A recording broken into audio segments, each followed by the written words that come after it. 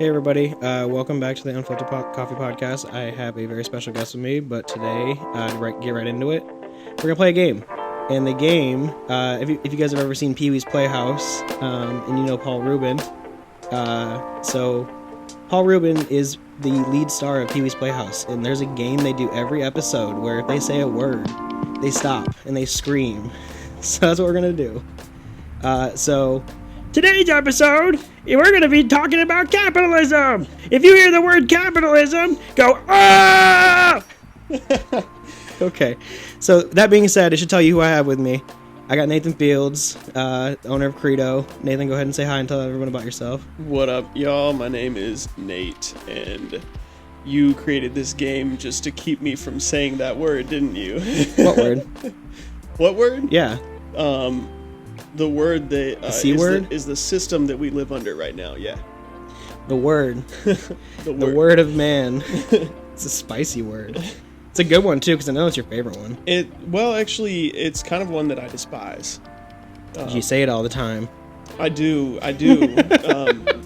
We have to make a critique of it though to make it better. We do, and we have to understand the C word, but we can't quite just talk about it for 2 hours, so we're not going to. Yeah, we're not going to. So that's the intro, and now you know something about me.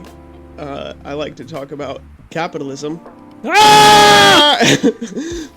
But we're not going to do that, I guess. So take it away, Landon. Nathan, so you are the owner of Credo. You have not always owned Credo. So let's hear a little bit about your backstory. Yeah. And I want to know like where you started in coffee. Like, tell me the whole thing that got you to where you are. Right on. So I guess technically my coffee career started at Barney's Coffee in 2016. Shouts out to Joe. I know he's going to be on this podcast in a couple episodes. Love you, bro. And Austin and a couple other really great baristas that I worked with back in the day. But my love of coffee goes way, way back beyond that. I guess we could start. I mean, I could go back to when I was like 2 years old sitting on my grandpa's lap and he was spoon feeding me coffee and my mom was yelling at him because kids can't have caffeine. Yeah. Did he also hike like 16 miles like uphill to school? No, but he did smoke 3 packs a day, so. That's close. That's close enough. Yeah. So walking to outside the door to check the mail is about the same equivalent as walking up 16 miles to go to school in terms of breaths. Yeah. But yeah, so then, I grew up drinking coffee as long as I can remember. And I got nerdy about it. I really fell in love with it when I was in college, and my friend took me to this like third wave specialty shop, and I was kind of overwhelmed with the menu. I was just like, yo, like, order for me. I don't know what's going on right now. So he got me a Yurgachev pour over, and of course that changed my life.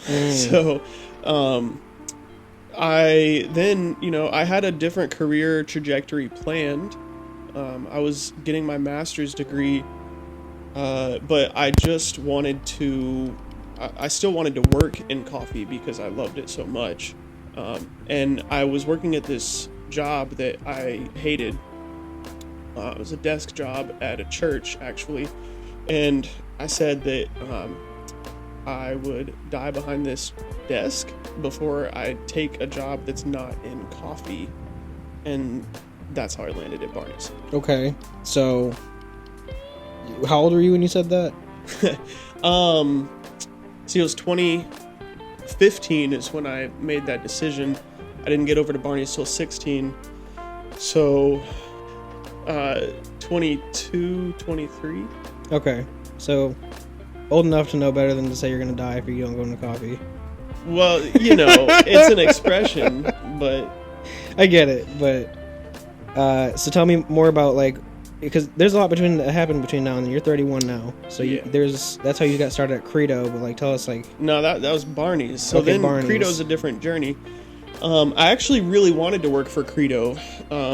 They're one of the first shops that I discovered. I actually didn't know Barney's existed until like 3 days before I started working for them.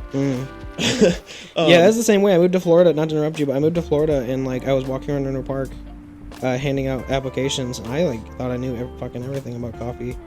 And remember walking in, and I won't name any names, but like I walk in and like I hand the person my resume, and they look at me and they go, "All right, you want to start now or start tomorrow?" And I was like, in my little 18-year-old mind, that was a great sign. That was like, they really like me. Yep. And I asked how much they paid, and they look at my now friend. I'll say Joe. This is the first time I ever met you. They go, "How much does this pay?" And he goes, "Not enough." He goes back to work. So I was like, "Wow, this is a place for me to thrive and excel."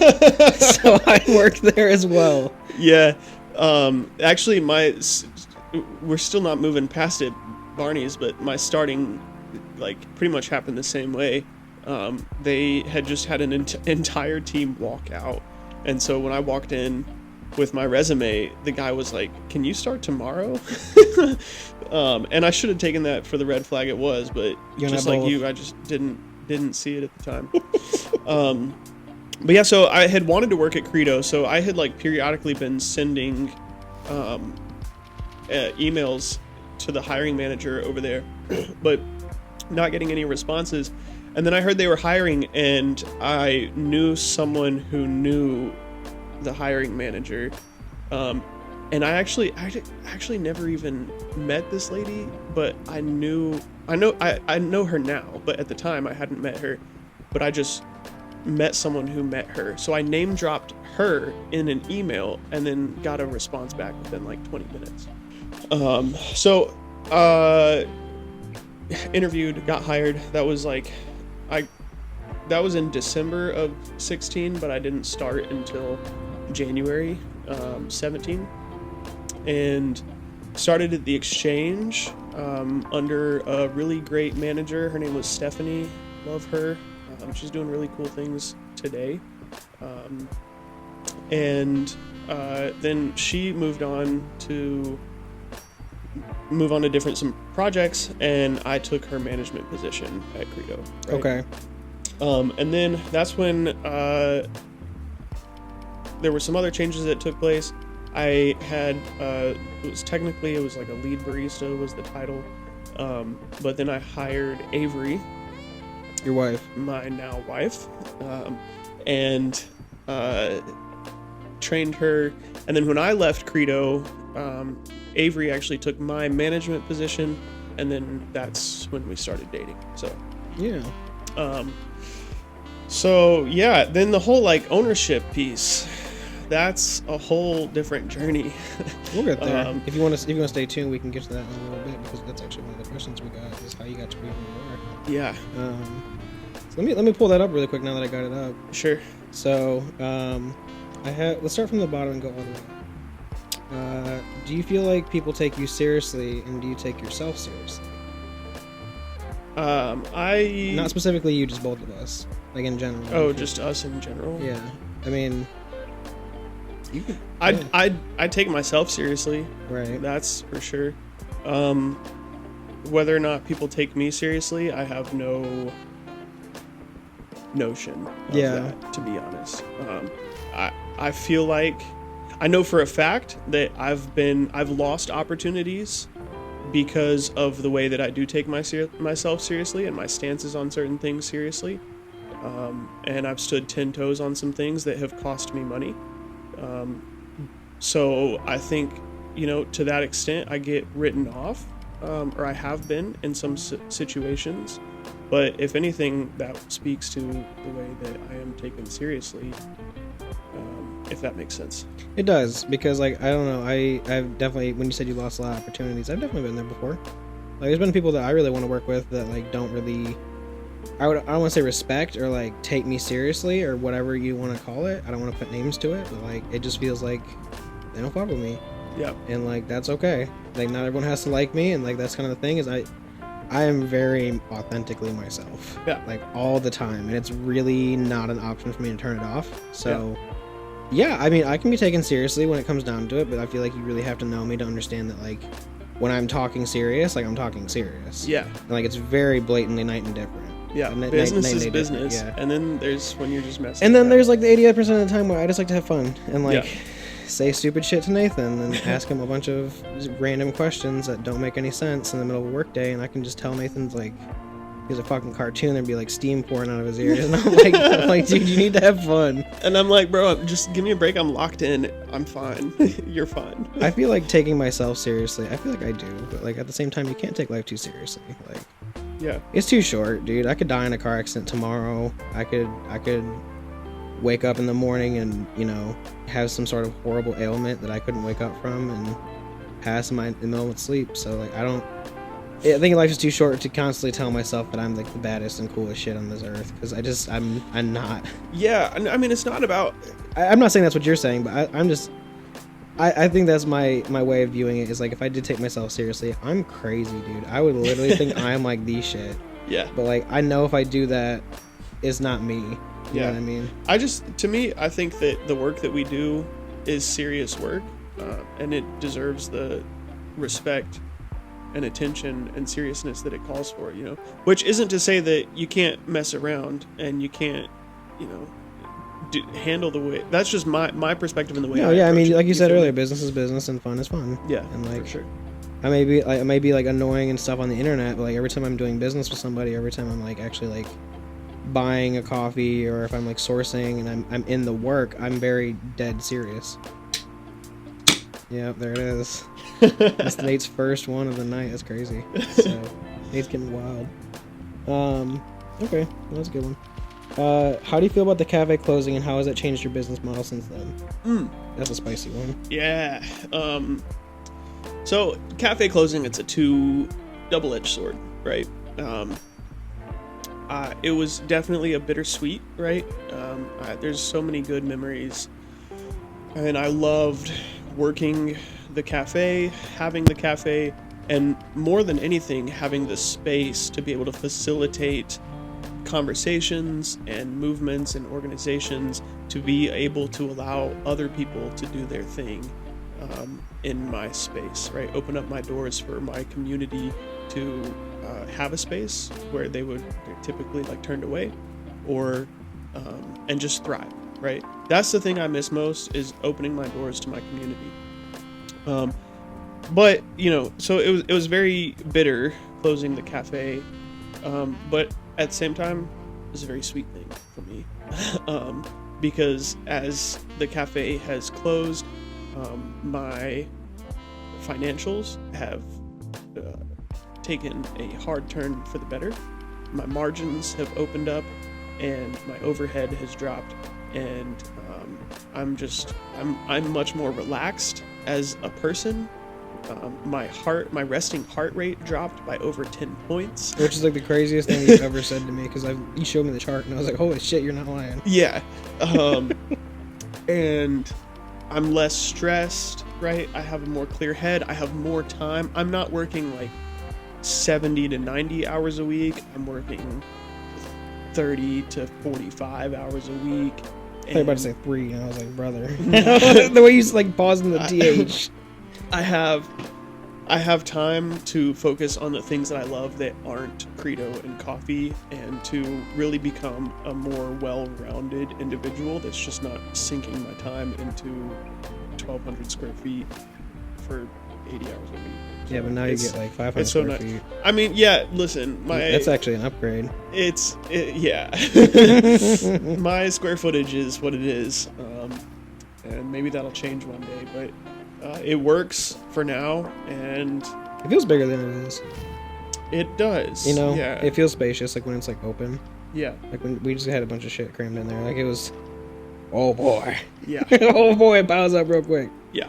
So you feel like the other part of the question was like, how has it impacted my business model? Right? Mm-hmm. Is that right? So yeah. So definitely, you know, the nature of the cafe is that they're a time drain, right? They're a resource drain and a time drain. At least that's my experience of it. So I had no time, energy, or resources to pursue and expand the business model in ways that I wanted to. So I've been able to focus on other things that I've always wanted to approach, but just haven't been able to when the cafe was there, which was another like sweet element to it.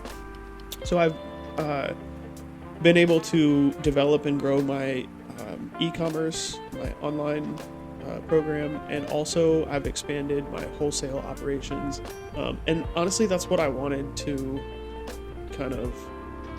I know you got a question for me later. No, my arm is just tired. That's why I'm moving my arm. No. You guys can't see it, but I'm like over here like fucking spazzing. You got a question for... I'm about to get into some territory that I know is going to get into some territory that you want to talk about later, so I'll stop it there. I'm not going to make you talk about anything on this podcast, bro.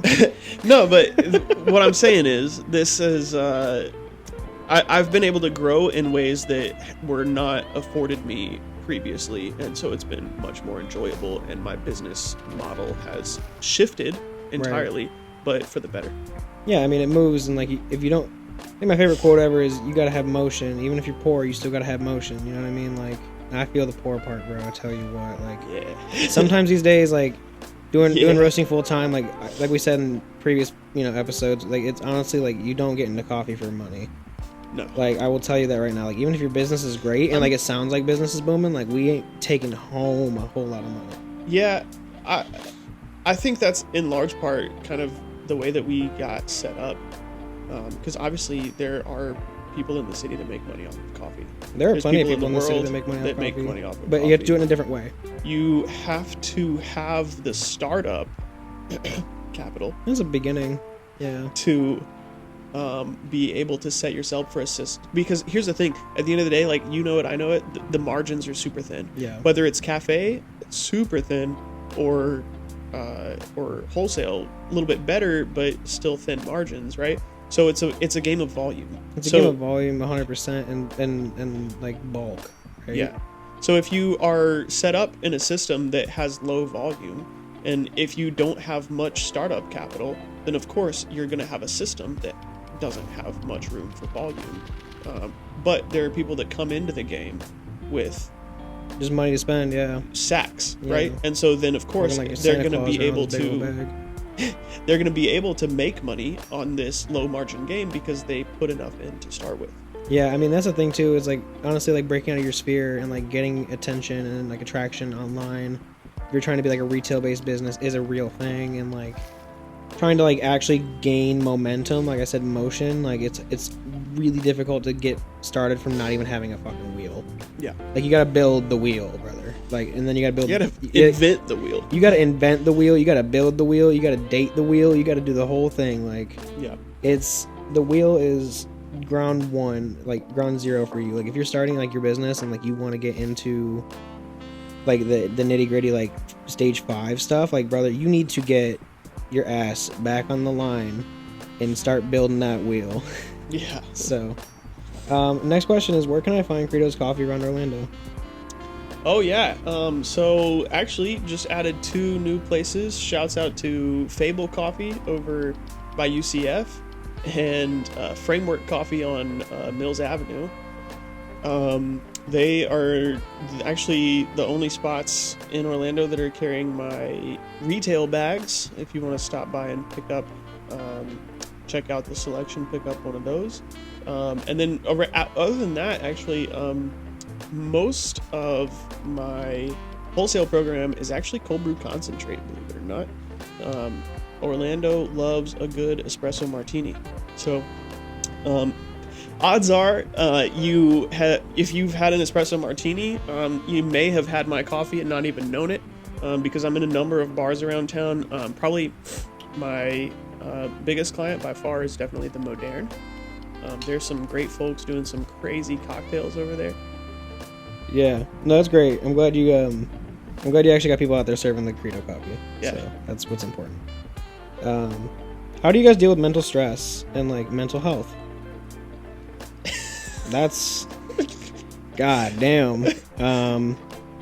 Y'all are dealing with it? I mean, I just keep chugging. You know what I mean? Chugging substances. You know, just keep beating the ever living shit out of the dead horse, and just maybe one day it'll come back to life. Yeah. Like, that's, you try, you know. Like, I deal with like, I have bipolar type 2 and high functioning anxiety and stuff like that, and I take medication for it, but like, it's not a game to see how much, you know, your what your dosage is with some people, right? But like, I take a relatively low dosage, so like, it helps me. I'm chemically imbalanced in my brain, and The only thing I can really do is take medication and talk with people that are around me and like try to work through the things that I feel. And you know, with myself personally, if I'm having a bad day, you just gotta have a bad day, and like you just gotta kind of do what you need to do. Sometimes it hits you. Yeah, I mean, I've struggled with depression and anxiety since like I can't even remember how long. And getting on medication really changed the game for me. But still, sometimes you just have a bad day, and Gotta ride that wave. I hate to say it, but like I don't have an answer other than bootstrapping. Like I hate that answer, but like what else are you gonna do? You're already on medication. Yeah, if you guys are like ever having like bad mental health problems, it's probably best to like not hit the bottle or like go. Like I said this in a previous podcast, like don't get fucked up. Like Yeah. it's not the way to make yourself feel better. You're gonna feel worse the next day, and like I don't know. Nathan and I talk about this like pretty often. Like we don't drink as much as most people do because it's like nowadays like when I'm drinking a lot or like even a little bit and I haven't had very much food in my system, the next day I will physically and mentally just feel like garbage. Yeah, like I mean, dude, I can't even have like a 4% light beer without wanting to not exist the next day. You cannot. Like it's crazy. Nathan does not drink. He It's- stopped. Yeah. So- Almost entirely. Almost entirely. That's almost part's the most important part of that. It kind of is actually. I'm leaving a pause here because I don't know if I want to fucking answer this because it says thoughts on the coffee Orlando industry or thoughts on the Orlando coffee as an industry. As an industry, Yeah. Orlando coffee isn't an industry; it's a sector. Yeah. Coffee It's is also. an I mean, I industry. think they just mean like in the Orlando market. Is what they're trying It's to a say. market. Yeah, that's better. That's a better word. Do we want to answer this? Thoughts on the Orlando coffee market? I mean, I'll say a couple things. Like, we're like number 2 or 3 coffee shop per capita. Mm-hmm. I'm pretty sure it's number 1. Nah, we're still behind something over in the Pacific Northwest. I don't think so anymore. Like, Really? I'm pretty sure like a while ago we came out that we have the most coffee shops in the entire United States per capita. Dang. Well, we're up there. Like the greater Orlando metro area, Yeah. at least I should say. Like not just Orlando proper. So, I mean, we have a crazy scene because a good chunk of those shops are roaster cafes. But then there's also a whole bunch of independent roasters that don't have cafes that then me now. Yeah. Look at us. So then supply those cafes, right? So there's not only is there a large number of shops to go to, there's also so much diversity of coffee across those shops. So, you know, it's definitely a cool place. You would never think, like moving to Orlando, that you would have like crazy. You think of Orlando, you think of Disney, right? Universal. Disney. But coffee's up there too, right? I mean, I guess so. You know, for it's some crazy people. too. Like, how to have been here for so long and seen it change through the years, right? Back to kind of my origin story. When I moved down here, I still wanted to work in coffee. I landed at that church before I got a coffee job, but what I was doing was every month I would go around to every single shop in Orlando and drop my resume off with the manager or the barista or whoever. And, nobody picked me up because I didn't have experience. And it was super competitive as a barista back in the day, but there were only like literally 7 shops to go to. That's it. In Orlando? I had to go like from like Vesper out by UCF to Oxum out in Winter Garden. Jesus Christ. There, and then Credo had 3 locations. Yeah.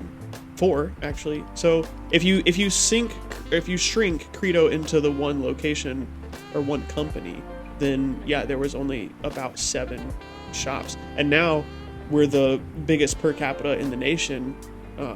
When did you It's move crazy. here? Huh? When did you move here? 15. Summer, 2015, yeah. Summer Okay. 15. I was still in high school. I didn't come down until 2018. Yeah. It's crazy. Like that's kind of like this coffee scene is blowing up in small sectors across the East Coast.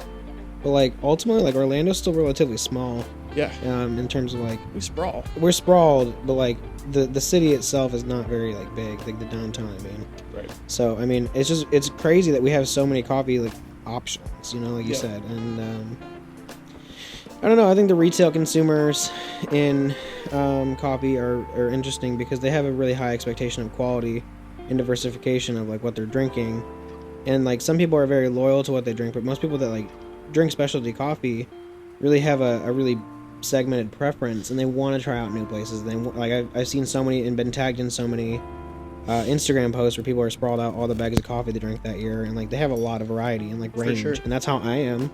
So whereas I think the wholesale side of things, like if you guys are listening, like cafes and stuff, and like business, other B2B kind of businesses, you know what I'm saying, like those people really have higher expectations of lower price point when it comes to Orlando specifically, because I think the coffee culture has evolved. I don't think the coffee business has evolved very much in Orlando. I think it's evolved kind of backwards in a little way. I wouldn't say everyone does business like this. Everything's everything.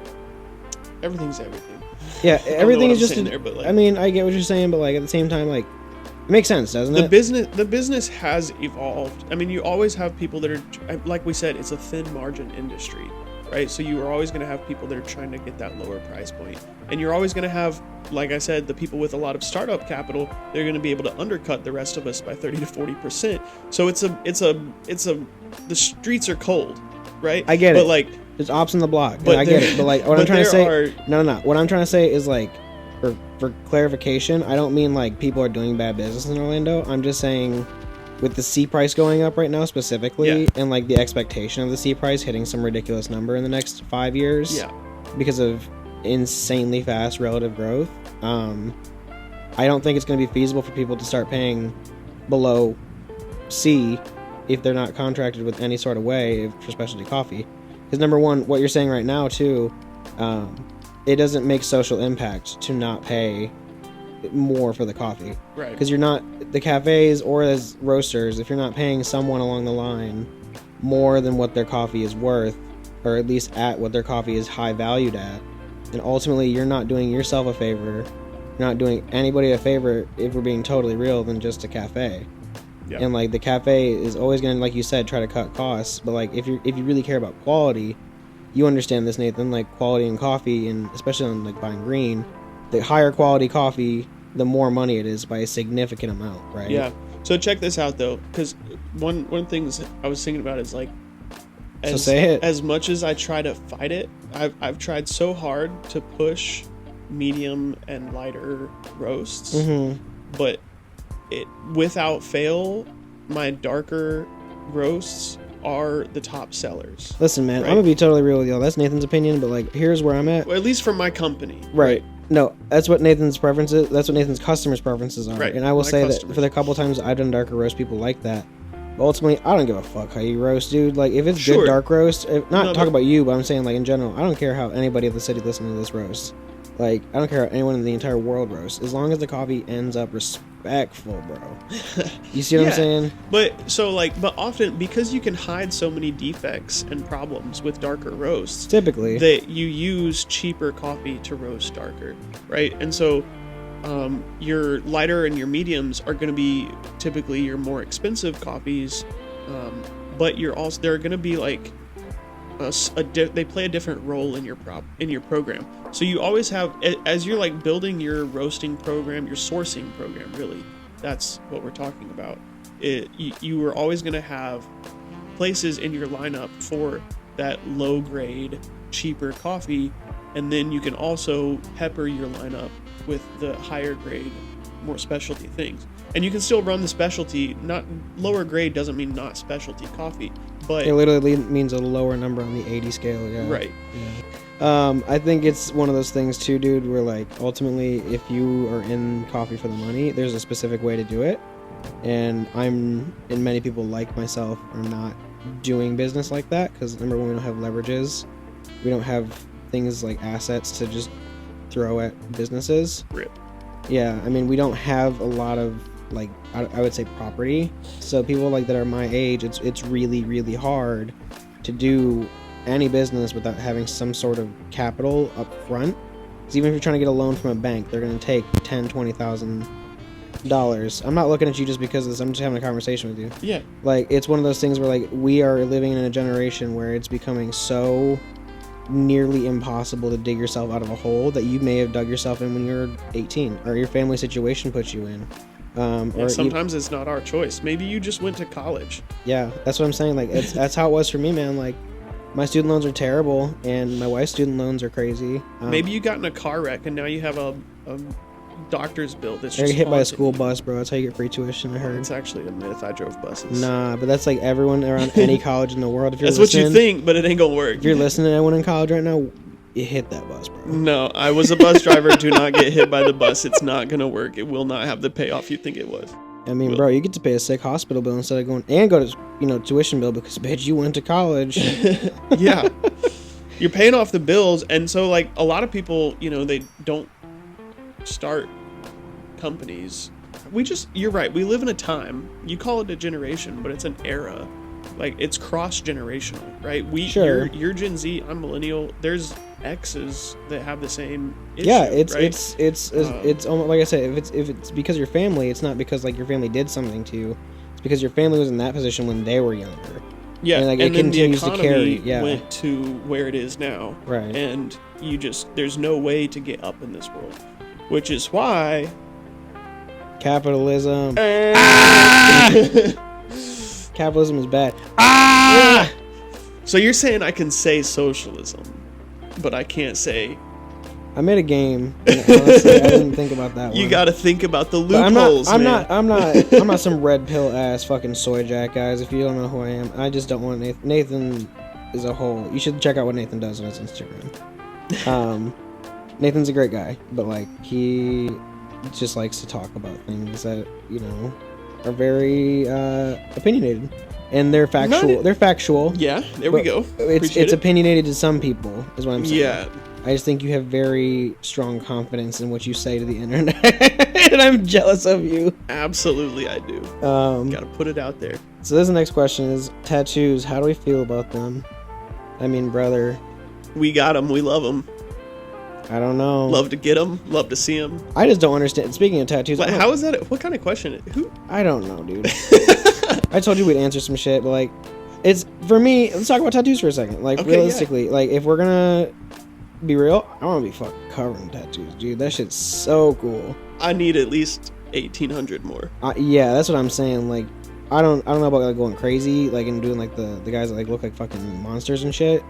But like, True. I want To each his own, but that ain't me. I also don't understand why people so eerily hesitate getting a tattoo just because it's like, well, it's on me forever. And it's like, bro, you got microplastics in your blood, and that's what you're worried about. Yeah, like microplastics.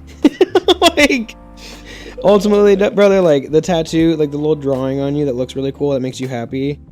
You don't like, for whatever reason, just completely switch up your life and put some crazy shit on yourself. Like, you're probably gonna fuck with it the rest of your life. Yeah. That's why you got it. Yeah. You know what you just got into? It's like having a kid, but like you get fucking cool. What about you, Nathan? What's your opinion on tattoos? Like I said, I got them. I love them. I need more of them. Nathan's got a throat tat that says "cut here," like fucking Trevor from GTA 5. It's crazy. It's hard. He's capping. It's a dotted line, like a surgery line. It's crazy. No, but I definitely need some more. I got a super sick one from Brit over at XO. I need to get that colored in. Mm-hmm. So it's a meme. It's that "this is fine" dog in a room burning down. Fucking so burning emblematic building. to Yeah. at least my last year, if not generally my existence. But Jesus Christ, dude. Cry me a river. Yeah, I've been like reserving my upper arm for like a full sleeve, but I just like can't commit to an idea. I had an idea that I thought was super cool once, but I'm so glad I didn't commit because now I'm like, that was... It was a fucking scene from Spider-Man, wasn't it? No, actually, that would be dope. Spider-Man, Yeah. like, hanging upside down or, like, on the side of the cathedral in Spider-Man 3 when he's in the black suit. I can't tell if you're memeing me right now. Or if you're Nah, being dude, I'm being serious. dead serious. Bad. Did you get Tobey Maguire? Yeah, Tobey Maguire Spider-Man. That's my I dog. get the scene where I would get, like, the entire, like... I would have someone, like, anime draw it. And I would literally take the scene where he does a jazz dance in the fucking movie. Oh, no. And, like, when he does, like, the cringe hair flip.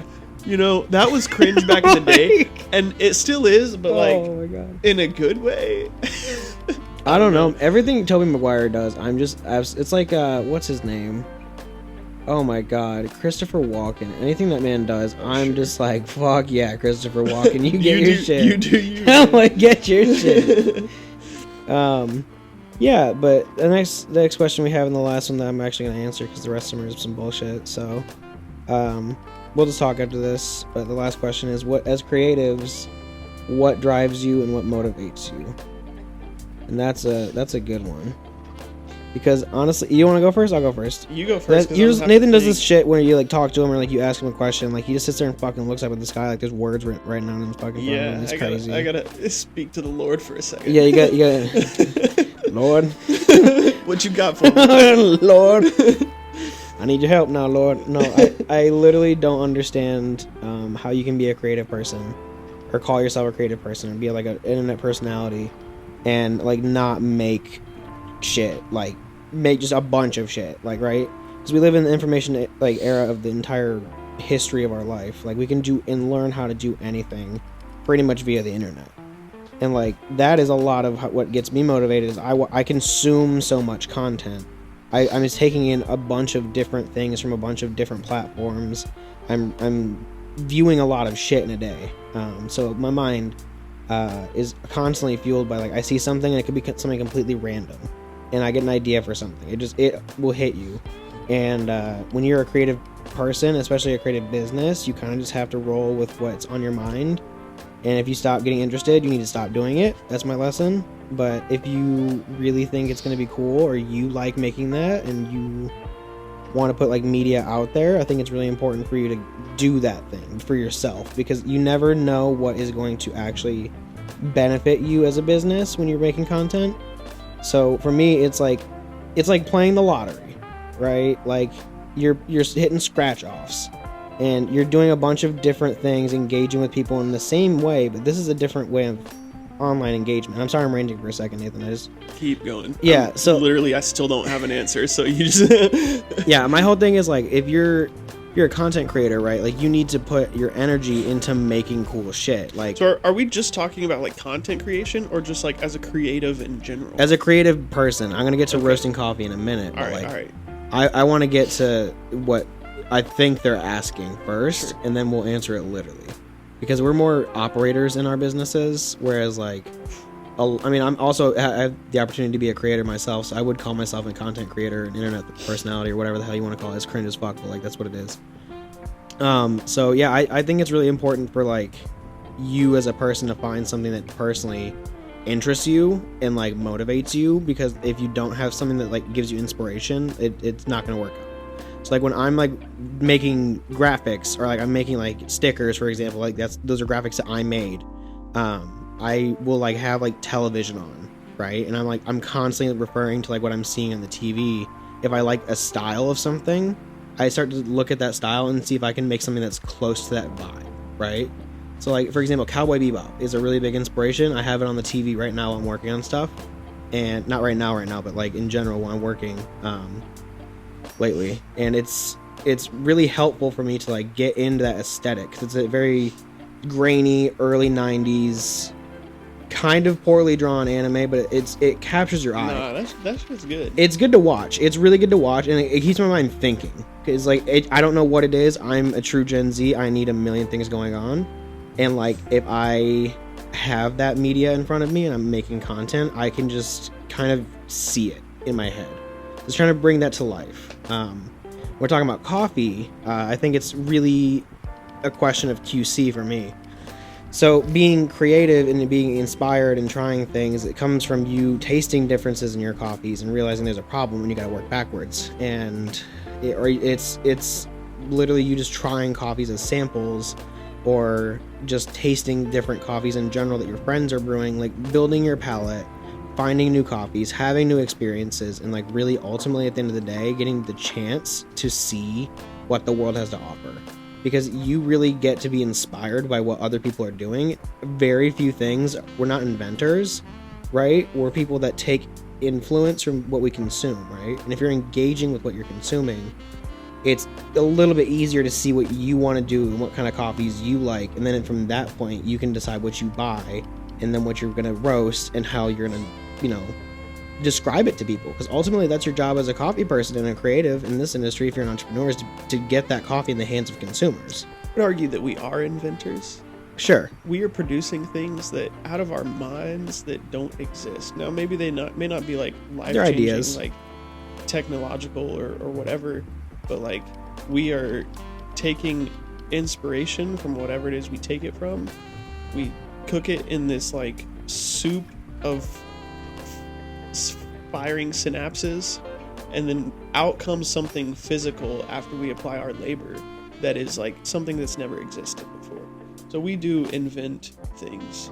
I think we invent things Not to just a level. things, but narratives. We craft narratives. We sell a story. Yeah. That's not ours. Yeah. It's Well, it is ours. We're a part of it. We're a part of the story, but at the same time, let's be real, like we're selling other people's hard work, and ultimately, at the end of the day, Azak and I talked about this. It's almost feeling like you're the middleman, and like without being a glorified middleman, like we're not, but like it can feel like that, and it can be viewed like that for some people that are just understanding coffee, people that really have strong opinions about roasters in coffee. So, I mean, there are a lot of roasters. I don't think that we're all middlemen. I think we're all necessary for niche markets or for the commodity it's market. reductive to call it a middleman. If Right. you're not the producer at origin, like everyone is the middleman. If you're not it passes so many hands, producer yeah. or the consumer, anyone that passes through in the middle is the middleman.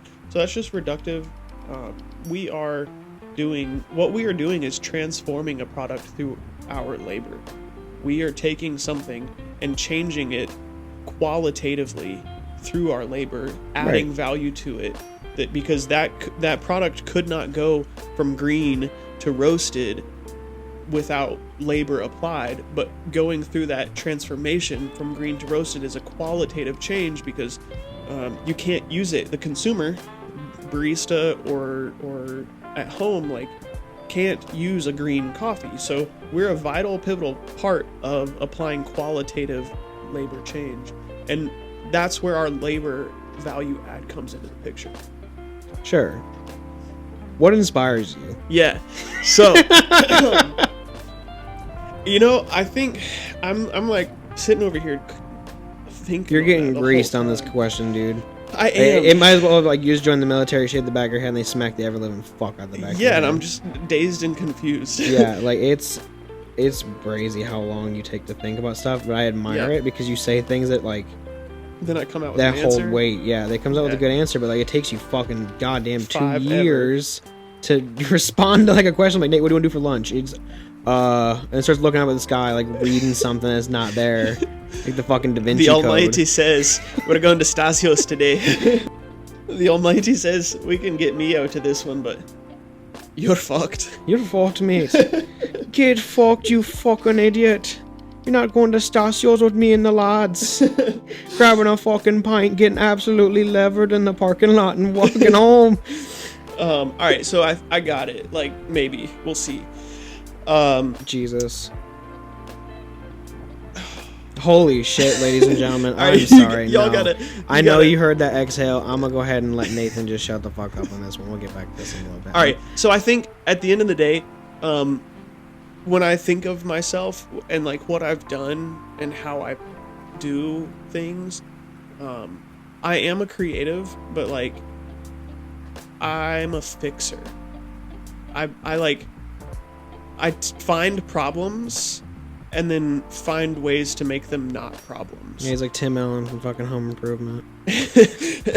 And so I think that's I got to that thought by way of inspiration, because like I have to go back to like, when am I inspired? And I get inspired actually when I see problems. Like when I go out into the world and encounter things that ought not be, or things that could be better, my brain just gets to cooking on how could we make that happen.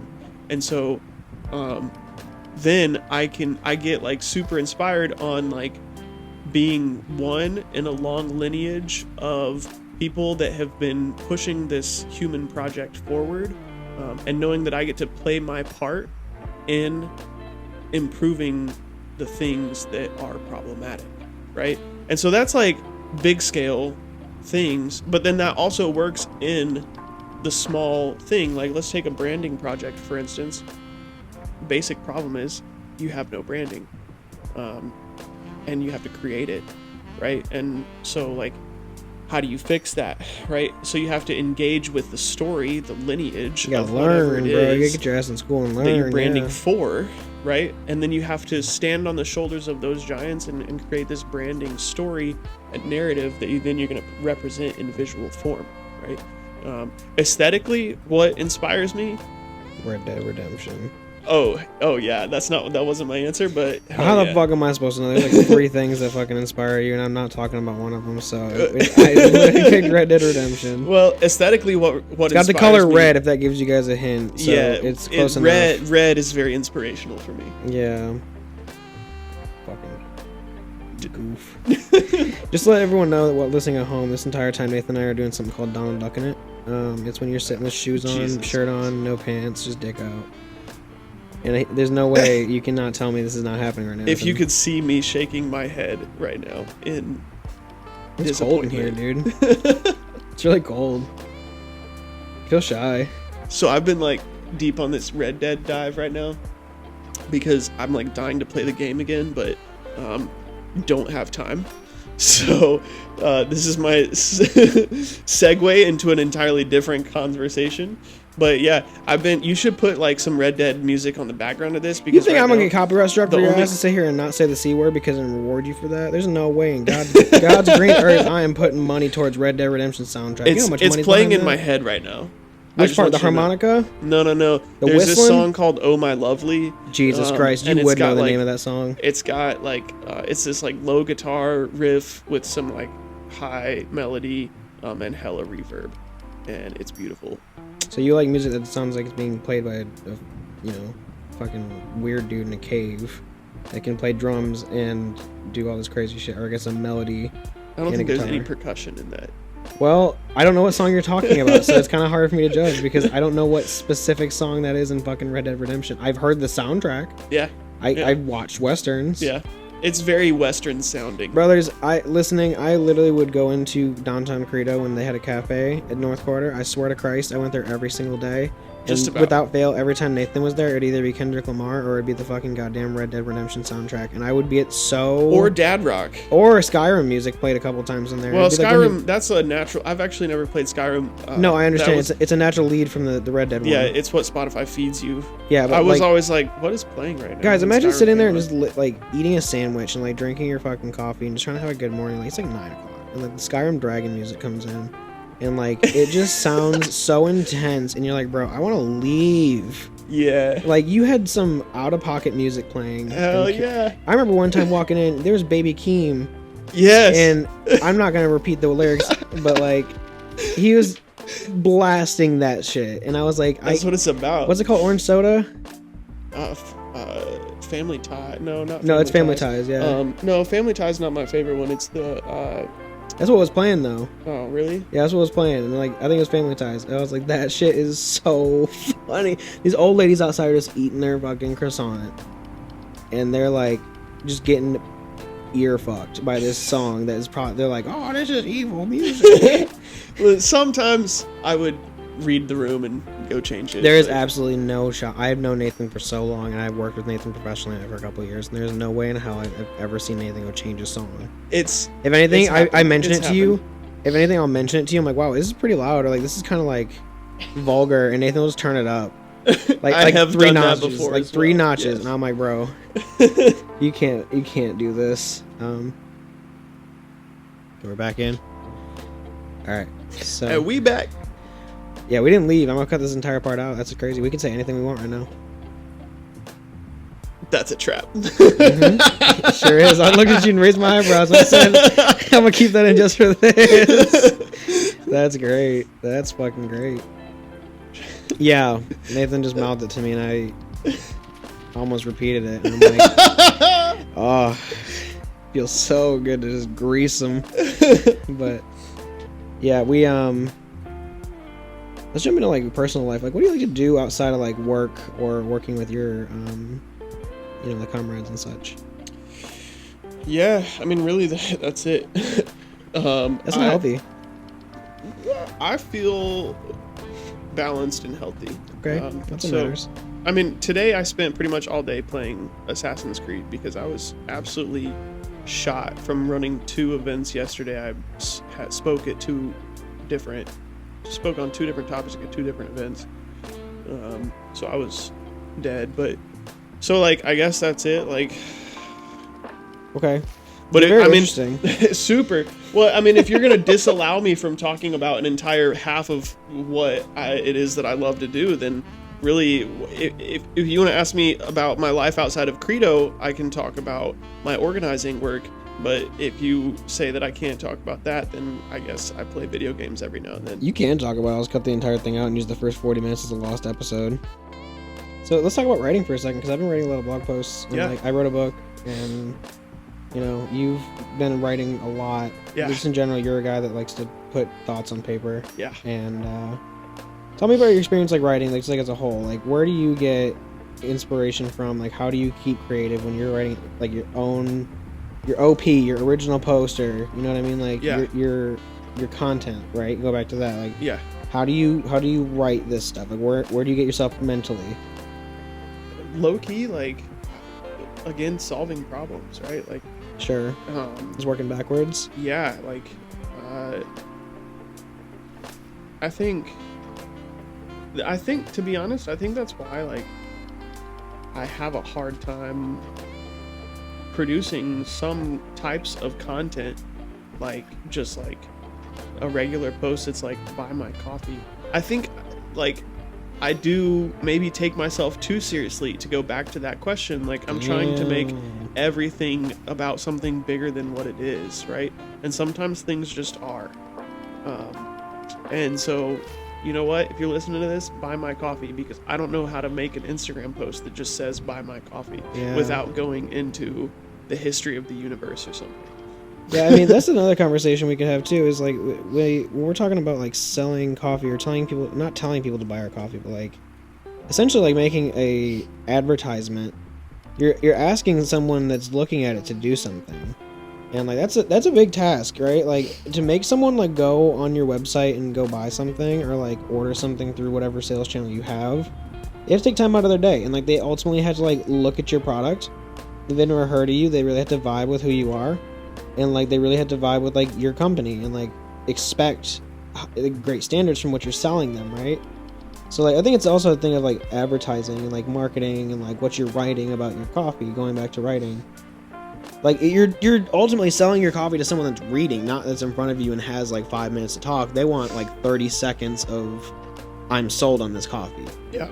And that's what's crazy. It's to a me. tough thing, and I'm also so long-winded that making a soundbite or a caption that is digestible for the average person whose attention span is like 6 seconds or something like that is outside of my normal operating sphere. Yeah. The article that I just wrote at one point got up to like 6,000 words, and I had to cut it. My like graphics team made me cut it down so that we didn't go massive on page count. I had to cut it down to like, I think 25 was the top, and I cut it down literally word by word till I got to 2497. That is ridiculous. Why didn't you plug that into AI and have it do it for you? Because I'm old school. I'm not saying to And write I don't with even. AI. I'm so old school. I don't even think about AI until moments like this, when somebody's like, "Why didn't you program that?" And I'm like, "Oh, true." You control F that bitch at least. Like, use ampersands instead of the word and. Oh, well, that's still a word. It's you cut two characters out. Yeah, you cut. You can, but it's not a character count. It's a word count. Yeah, it's a page count. True. Ultimately, but there's not enough hands in it. But it like size 1 font. There was a much. So, like, give him like a monocle. You saw the zine. It's got a tiny It's font. deep. But, yeah, I think the other thing that inspires me is like texts, other writings, right? I can like extract and expound on other writings. That was like what I was trained to do in my master's degree, right? Right. I mean, you went to school for theology. Right. So like you're reading like hell of shit. Yeah. For the listener, we're sitting next to my bookshelves. I've got like. Got like 2. Well, 2 bookshelves. No, you have like 2 books on like 4 bookshelves, and it looks like a Skyrim house. Yeah, you walk that's in and there's exactly like pieces of notebook paper. Exactly. On it. There's like a cobweb in one corner. A rat just ran by. 7 bookshelves. They're all full of fucking actually bugs. 8 of them. This dude and loves they're all to read. full and they're overflowing. All right, let me ask you, Mr. I'm gonna flex my goddamn book collection on my bookshelf. You read all these books? Probably about 40% of them, but a lot of them,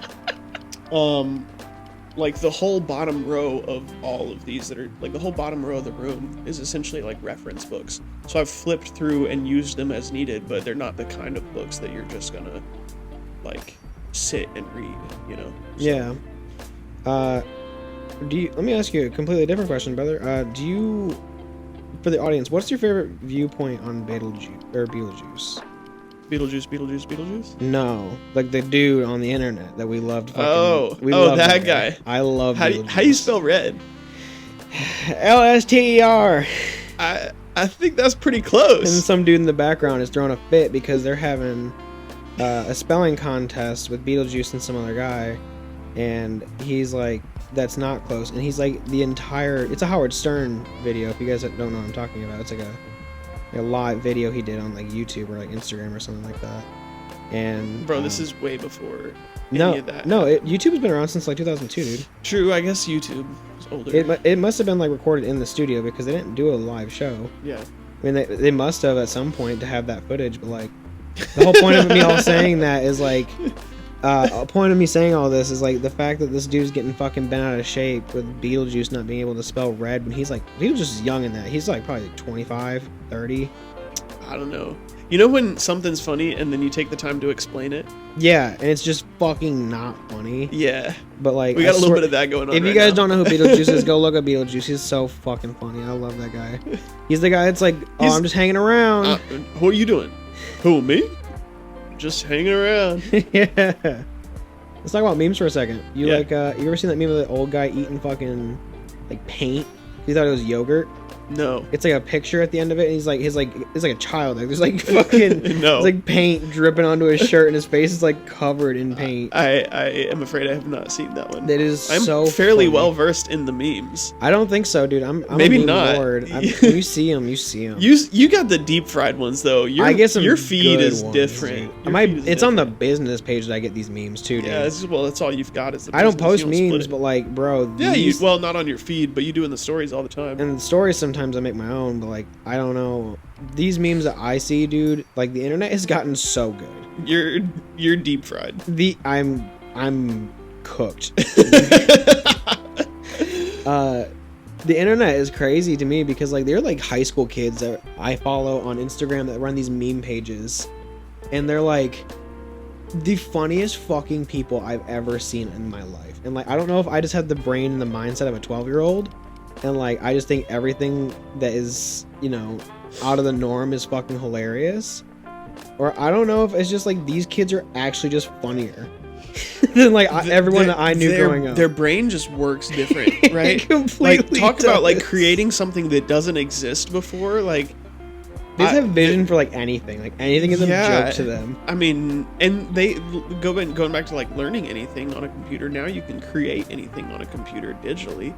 Like you have an idea, you can make it at least a visual reality, right? Like I think one of my favorite memes is seeing Trump and Biden debate back and forth. And they like have like AI voices, and they're like, "No, I'm the base red pill soy Jack. You're just." It's so funny. Wait, isn't it like that's not a debate? It's like an Xbox lobby, isn't it? No, and then Obama jumps in the chat. I think that's what it is. But someone dubbed it over like the debate, and it's so funny. Oh, okay. He's like, "I'm the real buff Pepe." He's like, "You were just Doge," and I'm like, "What the fuck is happening?" I like stupid memes, and Nathan can confirm this. I send Nathan. Shit, he like there's like 10 layers to a meme, and Nathan like just sees it and is like likes out of kindness. No, I look at them all. Yeah, but there's some like ones. Some of them though references, bro. Yeah. I sent you the line memes. Like this is an original like 2006 meme. The what? The lines like there's like the okay. So you know what loss is? Like that meme. It's Not like the guy name. that it's a not. I don't know why it's funny, but everyone just trolls it. Like, it's like this guy, it's like an animation, like a 4-panel animation of like a guy, his wife, she gets hit by a car, and she's in the hospital, and he's like sad. And people just like will troll it, and it's so fucking funny, because I haven't seen Lost in like 15 years. That's like, no, it's old school. I can't think of that. But the last time I saw Lost, it wasn't even an actual animated picture, it was literally like lines. Like, it was like a vertical and a horizontal line at every step of the panel. the 4 panels. That was all it was. And it took me a second to see what I was looking at, but I started literally hysterically Right. crying So it's like from being on the floor laughing. What? It's like a. Bro, that shit looks like nothing. At first, I was like, why are there just like a bunch of lines? And then I was like, oh, that is so funny, dude. Why am I blanking on? Because you can't talk and think at the same time. You're right. You're built goddamn different, dude. I like memes, you know. I'm what hip. else is there to say? Bro, I just think that like some of the greatest influence on like society comes from just these like high school kids that run insane Instagram accounts. I got nothing to say about memes. They're memes, they're entertaining, and I don't even know. That's taking yourself pretty goddamn seriously. If you don't love a meme, I don't know. No, I love a meme. Listen, that's what I'm saying. I love a meme. You got no comment about memes. But like, what is there to say about them? Nathan, when I'm in the grocery store and I have like 30 seconds when I'm waiting in line and I see a meme that makes me like almost drop my shit from laughing, like it is the highlight of my day sometimes. I don't get much, so at least give me the damn meme. They do get you through some of the tougher days, but okay, that's cool. Nate's a cool guy in me. This is what's fucking happening right now. He's like, yeah, I don't care, dude. He's like, memes are fucking cool or whatever if you're like 12. I was like, hell yeah, I'm 12, brother.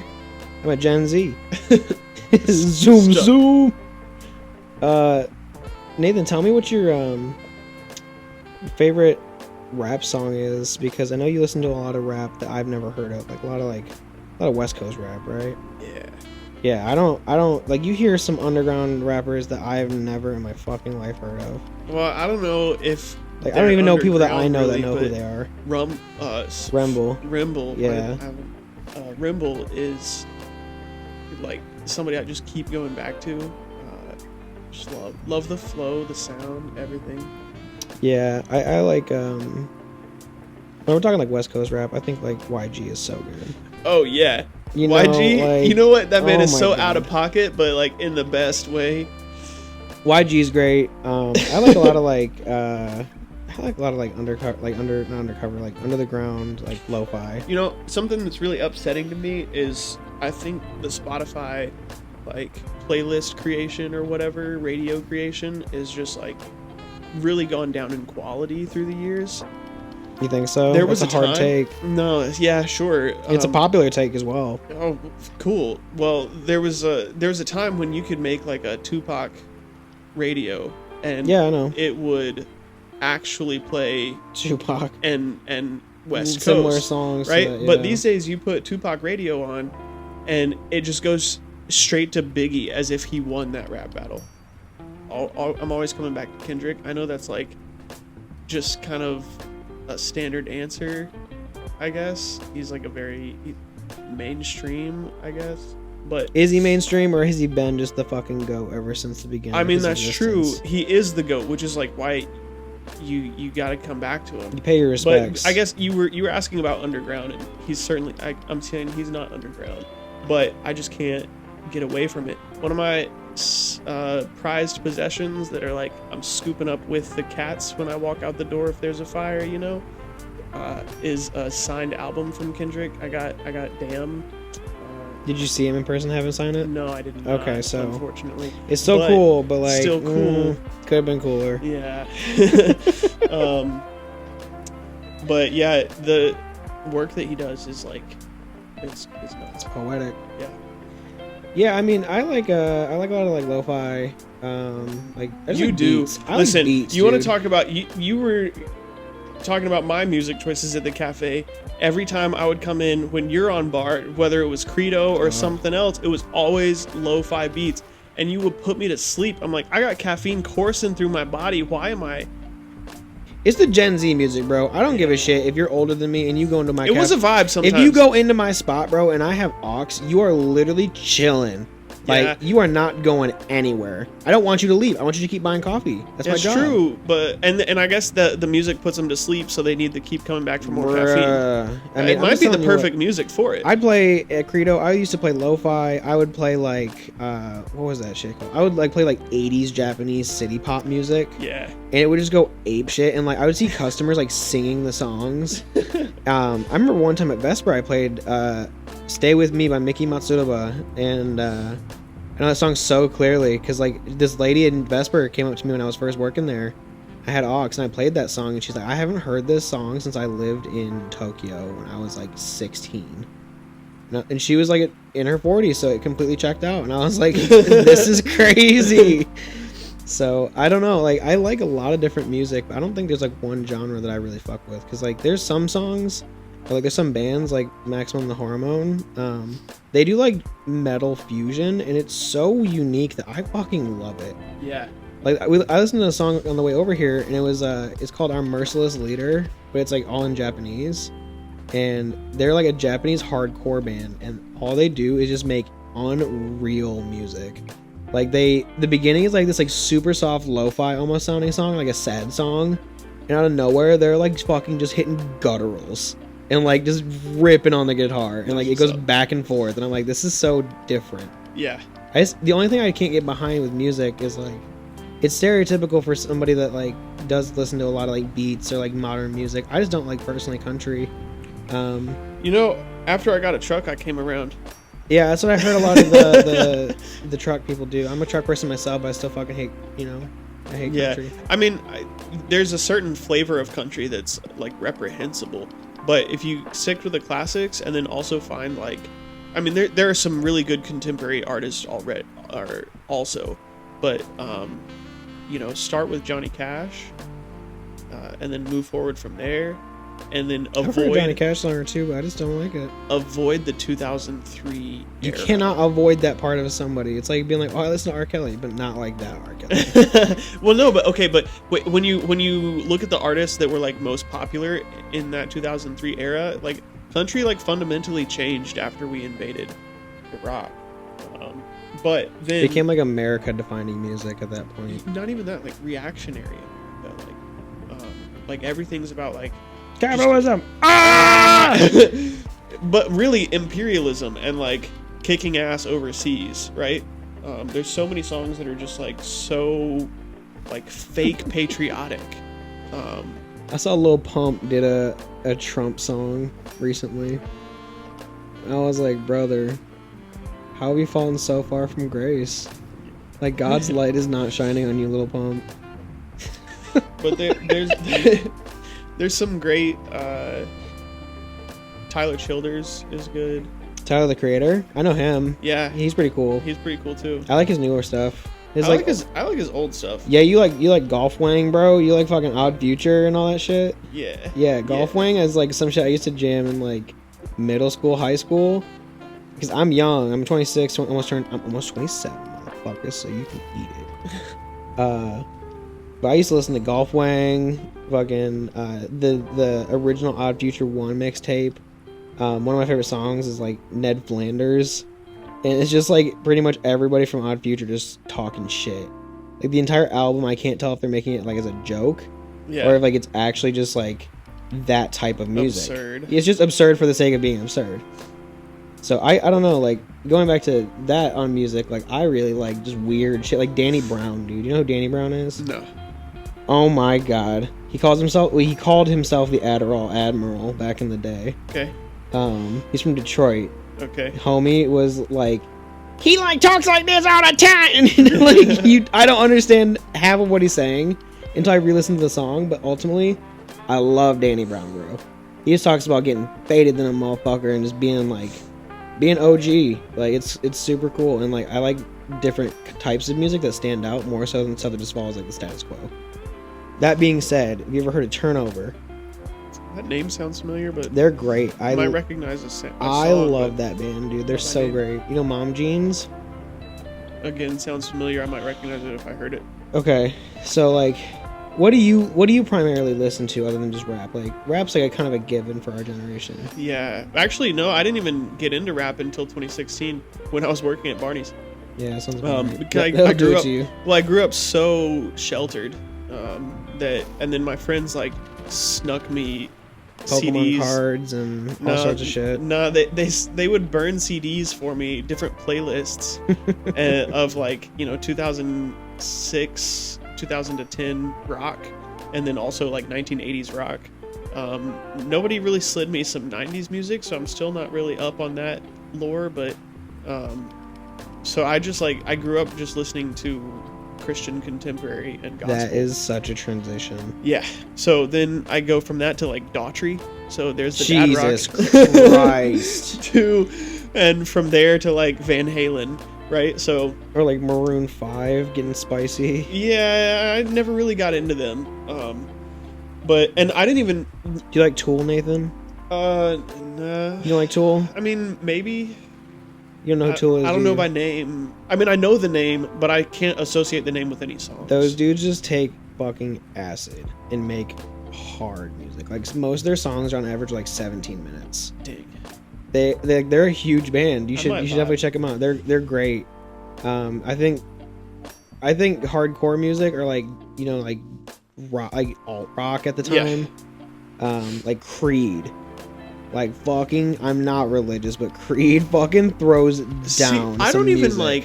It's so interesting. I don't really consider Creed to be a Christian band. But they are, dude. They're a heavily Christian band. Okay, you know what? You're right. But I guess for some reason they were outside of like the allowed. They got like the pass. They got the pass. They got the pass for doing that shit. They got on to pop radio or whatever, rock radio.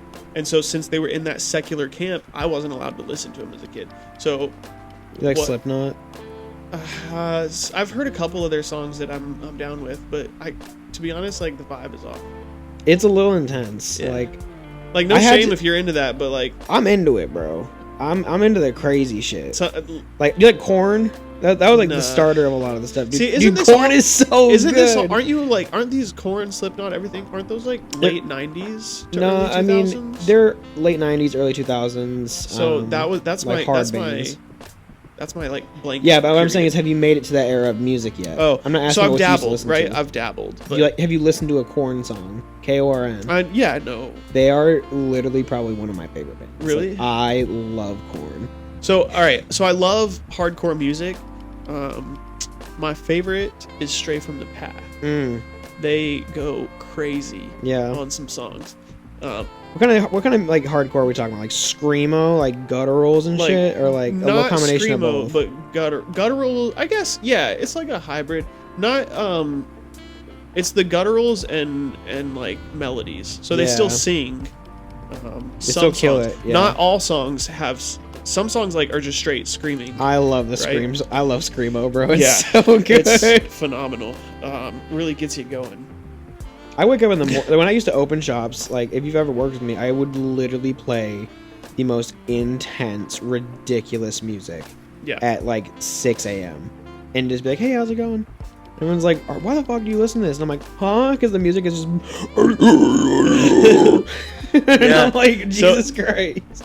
I think another thing with like my music listening habits is like I'll find an album that I like, and I'm really an album listener. Like I'm not a playlist person. I really low-key hate playlists. But you discover so much more music. Yeah. So I'll start an album, and then I can appreciate sometimes the songs that like start to play on the radio generated when the album is done, right? Sometimes I'm like, no, skip this. But I can rarely, like my knowledge of like bands really is only limited to the few albums that I really love, because when those playlists comes on, I never really go to a song and then go to that album and listen to that album. Really? And that would be what would trigger me knowing that. Bro, when I'm sitting there, I have a fucking just a wild playlist. Like it's a bunch of shit. And when I hear a song that I really like, I'll hit repeat. And then if I really like it again, I'll go to the library. I'll just add the song. I'll check out the album later. Like I have like, dude, I'm a nerd. I don't have Spotify. I have Apple Music. So my Apple Music Wrapped this past year, I had so much different music. I think number one was Juicy J.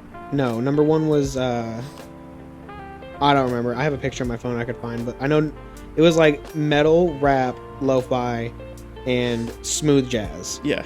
Oh, the jazz. You do love some jazz. That's always in your truck. Some jazz, dude. Like that stuff is so it's good. 89.9, if you're listening to me. Judy Carmichael, what are you doing, dude? I'll hit you up. What? Yeah, I don't know, dude. I feel like music is just so like, it's just like you have to have it in your life. So Nipsey Hussle has been in my top 5 for the past 7 years on the Spotify this year, Wrapped. was he? He was still in there. He dropped rank, not gonna lie. But Damn. he was number one for like 4 years in a row. I thought you were a real fan, dude. I was in like the top 3% listeners, I think, at one point of. Do you have a streaming farm dedicated to listening to Nip? Nah. But this year it was my number one band was As Cities Burn, which honestly they're a Christian band, but they should have got the pass card. Talk about mental health. Jesus, we're going back and forth. We're doing some callbacks. Ping-ponging. I know that like I get into a bad spot if a certain song starts to play on repeat in my brain. I'm like, oh, I That's your trigger. That's my, like, not my trigger, but it's like what kicks me to realize that I'm in a bad spot, you know. And it's always some As Cities Burn song. So the fact that was like top, they have 4 albums of the 3 your that I music is listened now to. a mental health display. Yeah. You're just reading. I think you're reading a little too far into it. No, the fact that was my like top 3 albums and my top artist for last year, I think that tells you where I was at last year. For me, bro, when I start getting like really sad, Pokemon. I'm hitting that Pokemon I don't know so nothing hard. about. You've seen my like. I've seen your fucking, what are them? I don't even Tintin Yeah, magazine chip shit that you made. It's like some like French game or whatever. So for the listener, when I was a kid, I wasn't allowed to play Pokemon, but I lived in Belgium, and they were these things that came in the chip bags, like Lay's chips, that were plastic, like squares that had Pokemon on them. And so it was like playing marbles, right? You would like knock each other's Pokemon out of a circle, and you could win other people's chips. But like, win their soul, where Nathan comes from. So I wasn't allowed to play that because they had Pokemon on them, and that was evil apparently. So I still got them in my chip bags, but I would scrape the Pokemon off, and then I would put Tintin characters on that I made myself, so that I could play with the other kids at school with these chips. Did you get bullied a lot? I'm sorry, that's a fucked up question. Like, I'm just asking, like, did you get bullied a lot because you weren't allowed to do very much? So not then, but when I hit middle school, yeah. Yeah, dude, that was the same for me. Like, it's weird. Like, I was into, like, first of all, motherfuckers listening from Michigan. I was into anime before all you bitches, bro. I was on Toonami in 2004. I was like a kid watching like Bleach and like Naruto. I knew what that shit was before y'all thought it was cool. And all of a sudden it's hip and a vibe to watch anime. Yeah. I got a lot of shit for watching anime. I got a lot of shit for playing a lot of video games. I was awkward. I was not a handsome kid. Had a lot of acne. I had really bad self-confidence problems. So like, yeah, fuck yeah. I got bullied by everybody. Yeah. Like, everybody. Middle school was rough. Middle school's brutal for everybody, dude. I feel like that's the most important thing to do. Like, listen to is like, Madeline's little sister's in middle school right now. Mm-hmm. And I mean, I just remember being, I think she's 13. Yeah. I'm like, holy shit, dude. Could you imagine being 13 right now? No. Like, having gone through COVID, like not socializing for 2 whole years. Yeah. COVID and like Not just 2 having years, so much but however access long to it like was. free range internet and like just learning and taking in, again, some more content. Like, I don't know, man. Like, being in middle school is terrible. Miserable. Yeah. I only did 2 years of it too. I skipped 7. Because you're a smart boy. Mm. You're a smart cookie. Something. It's starting to get a little bit less cold in here. So, yeah, I mean, like, high school was weird for I'm gonna tell my story of high school and you tell yours. I'm gonna tell my story from high school if you guys are listening from high school, from my perspective, because like my freshman year, I was not cool. Like, everybody hated me in my grade. Everybody didn't like me in the grades above me. I hung out with juniors my freshman year. They're all my friends growing up. So, like, I was kind of, like, always the weird kid that was, like, everyone's like, hey, you should come hang out with us. I was like, no, fuck you. I'm going to go hang out with my friends. So, I was not cool in freshman year or as my sophomore year. I feel like I changed a lot my sophomore year of high school. And I feel like I changed a lot moving forward, like, junior and senior year, especially senior year. I feel like everyone, at least from my perspective in the school, really, like, that were seniors, all, like, the cliques and, like, the, you know, like, the groups that they were, like, the popular jocks or whatever you want to call them, and or like the girls, certain, however they segment themselves, I don't know, and then everybody else in between. Like, that was the thing for me, is we all like kind of like didn't talk to each other for the subsequent years to like our senior year. Like the second senior year started, everybody was just cool with each other. Yeah. It was so fucking cool. I think that happened for us like second semester of senior year. But I was in college senior year, so I wasn't around for most of it, I guess. Yeah, I mean, that's the thing, Nathan. I was a dum-dum. I went to public school. Went to dum-dum school. No, I was in public school too. I dual enrolled my senior year. Yeah, that's great. Like, I was stupid, and I socially. could barely pass chemistry or pretty much anything. Yeah. I was not a very bright kid. I mean, I could get good grades on some There stuff, you but I go. didn't understand anything. No. So like, I was not taking them advanced classes. I was trying to do as little work as physically possible in Yeah. high school. Yeah. Well, So I mean, I don't know, man. You made like, it through. Yeah. What do you? I talked to Izar a little bit about this. What was your college experience like? Because you were My a different college? man. Yeah. Hold up. You want college or high school first, or both? You hit me chronologically. All right, chronologically. So, I was born Way back when. So You're sitting in your chair, get ready to get your ass blast off, because this is a hell of a story. no, when high school, like, I kind of like rode between two worlds, right? So, I had a friend. I was super bullied. I wasn't great at all in middle school, but then I like made a shift in high school, and really out the gate, I was all right. I was in band, and so I. I'm Right. kidding. I'm kidding. I mean, shouts out all marching band members. We know what it is, but you embrace it. yeah, you love it. Yeah. You take on the hate. I'm not ashamed of it. I was actually band captain. So, You play chess. did I in high school? Not like I mean, I play chess, but I didn't. I know you like- play chess. I'm asking, did you play chess in high school? No, we didn't have a chess club, or I would have. Yeah. But I like okay, so chess. obviously as band captain, like I did all right socially in band. Like I was friends with whole people all across. So I was like kind of like towards the top of the pyramid on one social scheme. But you know, your school is still split. Like the way you just Segmented, yeah. reacted to Yeah. me being in band, right? Bro, I was not cool with anybody in my first fucking year. Like, no one liked me. Like, I just think it's funny that people like give band people shit. It's like, bro, who gives a shit? They're doing Yeah. something different. Like, they're doing something. So the band director's son was my best friend, and he was like varsity football, you know, stuff like that. So by being friends, I like became friends with him because we're in a bunch of the same classes, and also his dad's in the band. But then that put me kind of like at the top of the rung in one world and the bottom of the rung in a different world. you I know? hear you, because I was like, it was so the same way for me for like junior year. Like, I was kind of cool with some people on one side, but like I was nowhere near the top when you start looking up the mountain. You know what I Yeah. mean? Like the social mountain that is high school. Yeah, it's a weird, it's a thing to navigate. Our band director was a pedophile. Oh yikes! Yeah, he That's got not arrested at Good. school. Good, Yeah, that motherfucker's doing life. good. Yeah.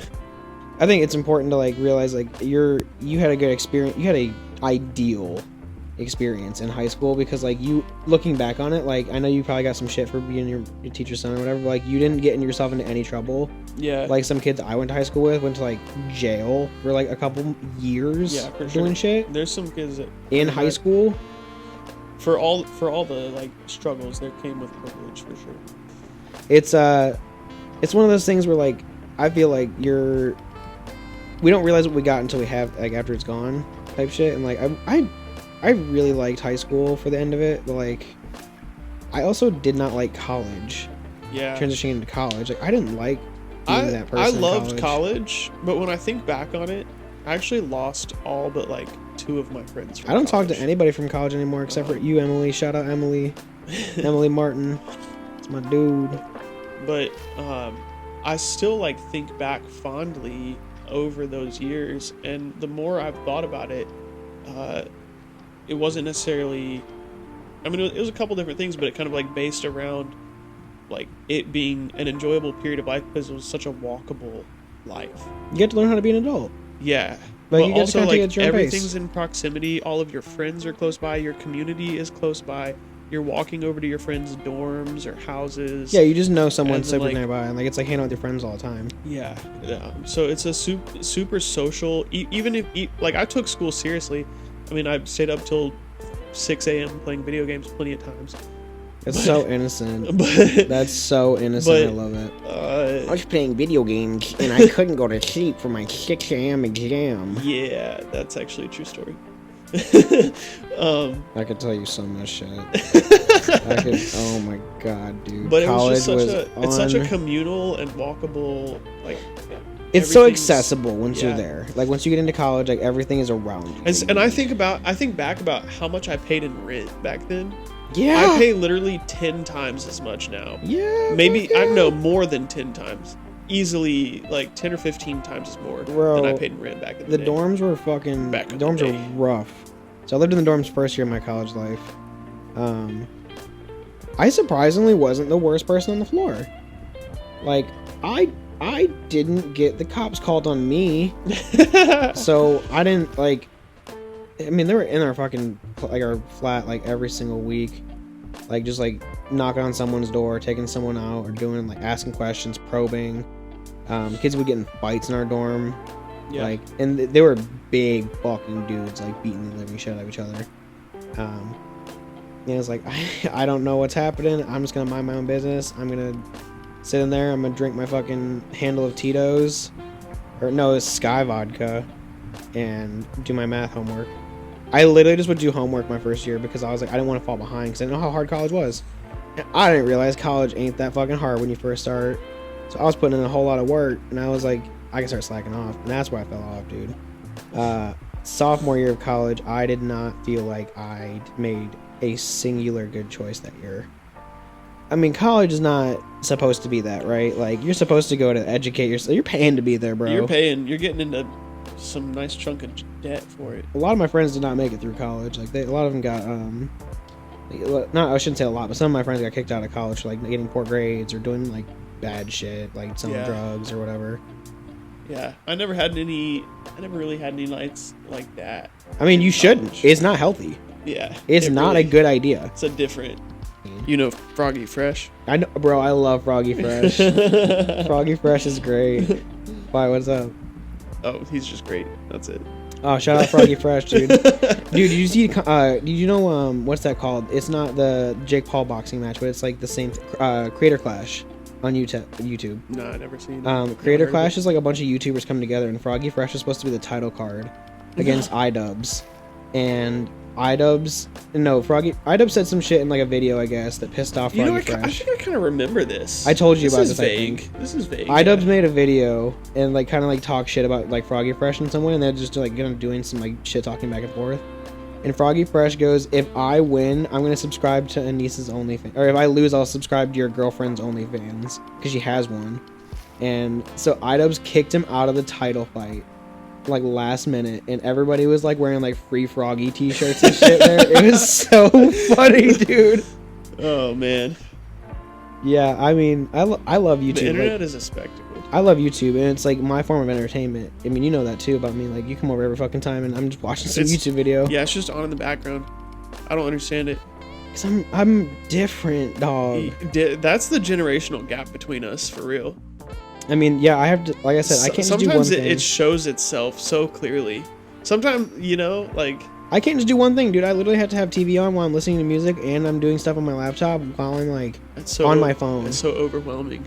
Yeah, it is, and I wonder why I get so overstimulated sometimes. And it's literally because you also like need the stimulation. I do. You literally will talk to fill a room. I will talk to like literally nobody. Like, I'm a schizophrenic.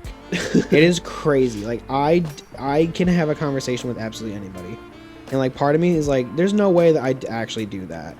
And then I like look back at every interaction I have with anybody, and I'm like, yeah, no, I literally will make someone talk to me. Yeah, just to pass like it's a 3 skill. seconds. Like, you can fill the air. Like, it's not all just like hot air saying nothing. Right. You're actually saying things. You have a skill of like filling a conversation that is like completely foreign to me. I'll just let the air sit in dead silence because I'm like, I don't know what to say right now. It makes me die inside. Or you, like you say, like my eyes roll up to the heavens and I'm like, you start reading text like the Da Vinci Code, bro. You're like, and I'm like, what is happening? and then I'll just like respond. But like, yeah, I can't. I'm so. It's very difficult to talk to people. I love just like making a motherfucker respond, dude. Like just saying some shit, like just Yeah, talking. but it's also like for a person like me, it's helpful because it allows me, like, I'm listening to you. I know you are. I'm just not thinking. Yeah, but I'm listening and thinking at the same time. You said I had some skill where like I can just kind of process out loud. Yeah. I do that. I literally will think out loud, but it comes across as conversation. Yeah. And like I can just roll with it. Yeah. Because like that's what the conversation is. I can't go back and change it. So my brain's like, yeah, we're just gonna keep going. It's like, super helpful in presentations. Yeah. Like bullshitting. Yeah. Shooting the shit, shooting the breeze, crossing the river. Yeah. Fucking across the sky. Yeah. Oh my god. Yeah, no, I feel like I can talk to like literally anybody, but problem is not everyone wants to talk to me, and that's okay. I just also, and sometimes in public guys, like I don't want to be fucking spoken to. We're all like that. Like when it's off for me, I hit a wall. Like you hit a wall. And so there's like you're turned on your like social. You've got that skill that just keeps a conversation going. But then you will just like, I don't know what the trigger is, or if there even is one. You just run out of gas instantly. And then you're like, all right, we need to leave. And I'm like, you're like, bro, we've been here an hour and a half. We've been here 15 minutes, dude. Oh my god. Speaking of like, which, we have gone to some events for like 12 minutes before because you just hit that wall. Yeah, hell yeah. Because honestly, dude, there's no shame. Like honestly, I know myself, and like when I'm willing to talk to somebody, like you said, it's on. But it's like listening to a music and then like pausing it, or like someone pauses it for you, and like you don't have any idea it's coming. You're just like done. Yeah, if the music in my head stops, we got a problem. That's what I'm saying. So like it's for me, it's like almost instantaneous. It's like hitting a wall like 100 miles an hour, because like you have so much energy and then you just crash and you feel like shit, and like someone's talking. It could be in the middle of a conversation and I am done for the day. Like I am clocked out. My brain will not let me keep doing it. Yeah. So it's an interesting problem and conundrum, but I think it's more of a curse than it's a skill, because I'll just say anything, dude. I say anything. You sure will. But you have like situational filters too. I can be professional, but like at the same time, I just don't. If no one's talking, I'll feel like yap. Yep. I'll yap. Born to yap, brother. Yeah. Born to yap, forced to wipe. I'm all right. I was gonna say born to think, forced to yap, but I mean I'm a yapper too. I just can't. Yeah. You wipe? I don't know if you had a bidet. What kind of question is that? I don't know if you had a bidet. Why are you hating on me, bro? I'm just being myself. Nathan's just dead ass silent right See, now. okay, so the thing is, you showed me that clip of you like gaslighting. I don't even know what you're talking about. Me gaslighting Nathan? Yeah, you were gaslighting Nathan on the other podcast episode, and calling him Jimmy Neutron. He just like he was just like, yeah, I'm used to people gaslighting me, or to you specifically, right? He was like, yeah, I'm used to Cuppa gaslighting me. It's the same. Like, I just like don't entertain it. I'm just like, all right, that's it, brother. I love just fucking with people, because like it's so, like people that like it's even better when I don't know them, and I'm not saying fuck with them and like being mean. I'm just like, just say weird shit and see what they say back, because I think it's hilarious, and like they need to have some fun in their day. I'm like the worst at comebacks. I can't. You take a second. I take more than a second. A couple days. I generally, but you have the argument in the motherfucking shower before you come back to me. Yeah, that's what happens. Like, when I start roasting you, and you like, I'm just like, all right. You sit there and absorb it, and then the next day you'll be like, yeah, well, you're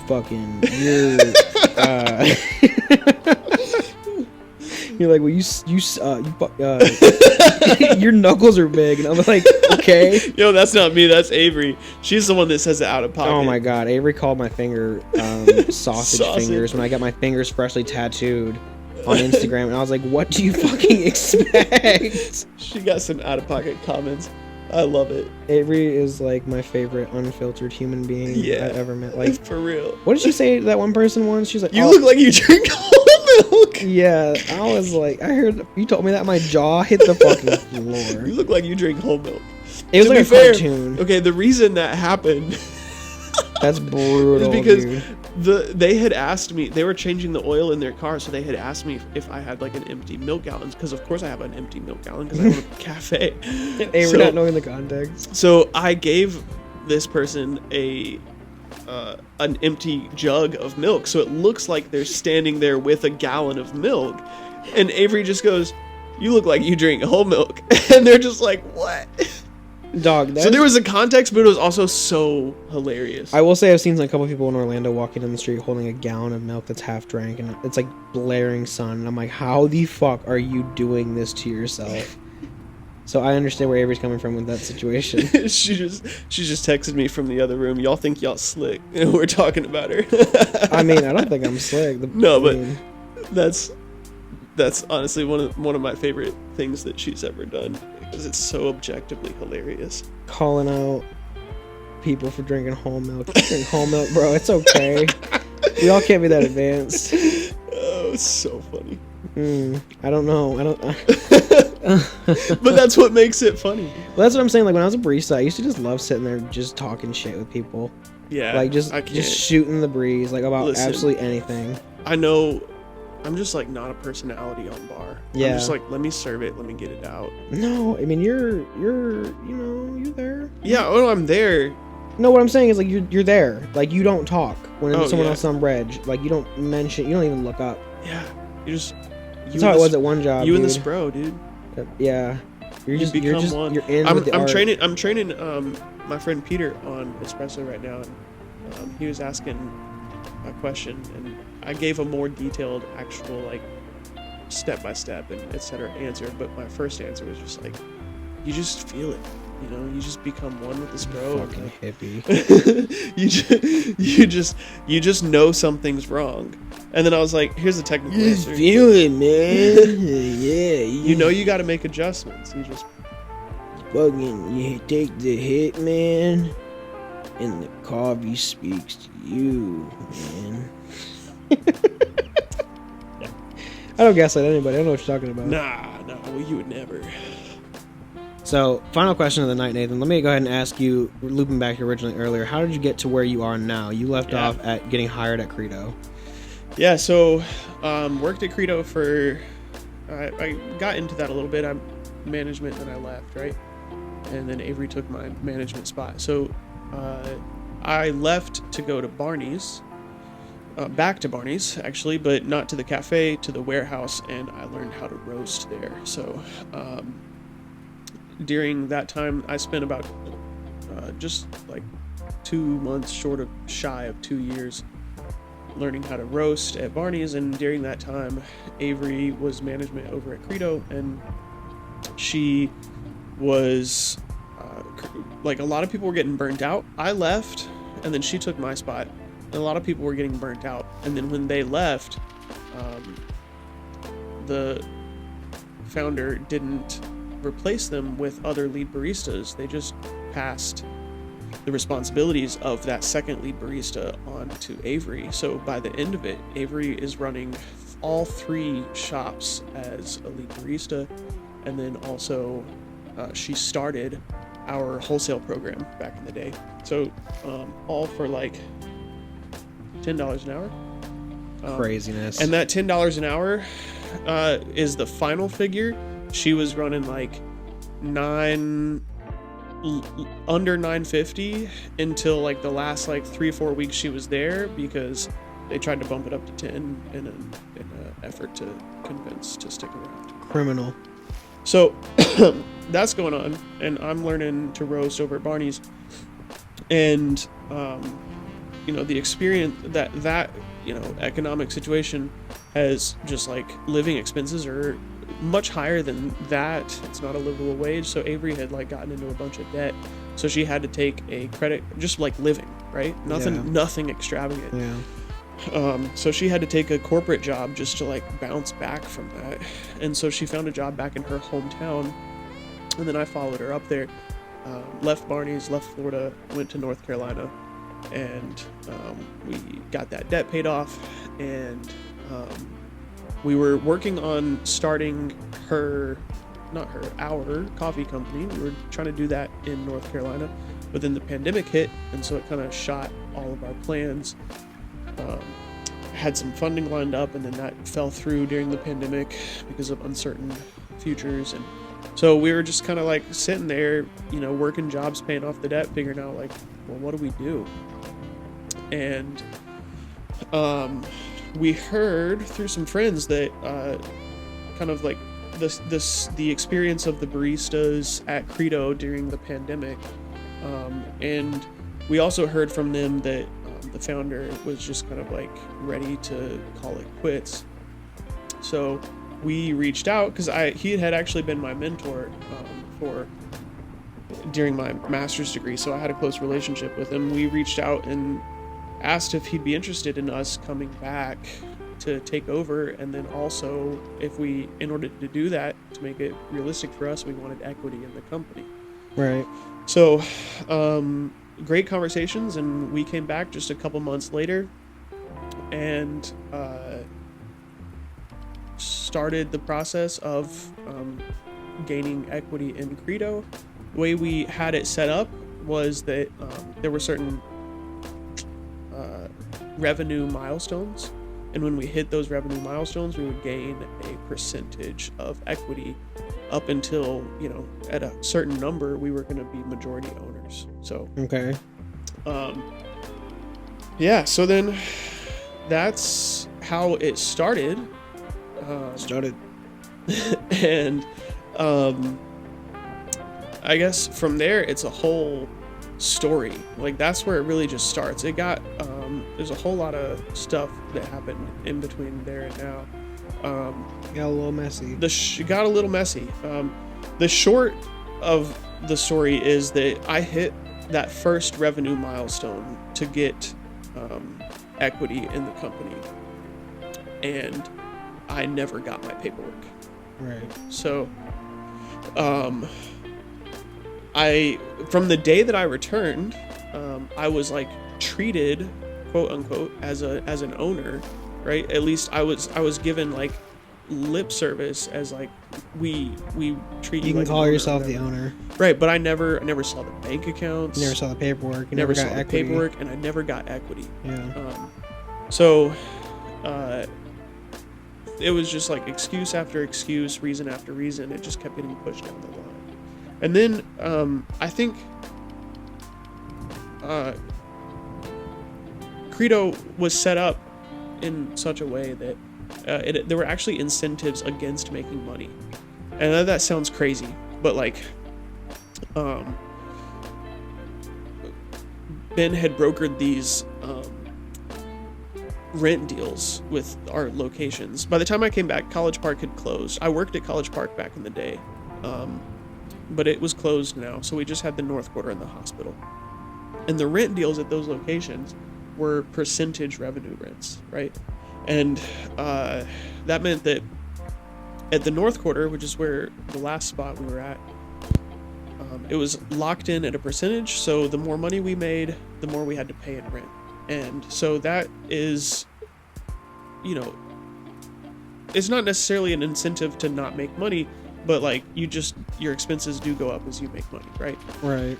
The hospital was set up differently, and it was also on a percent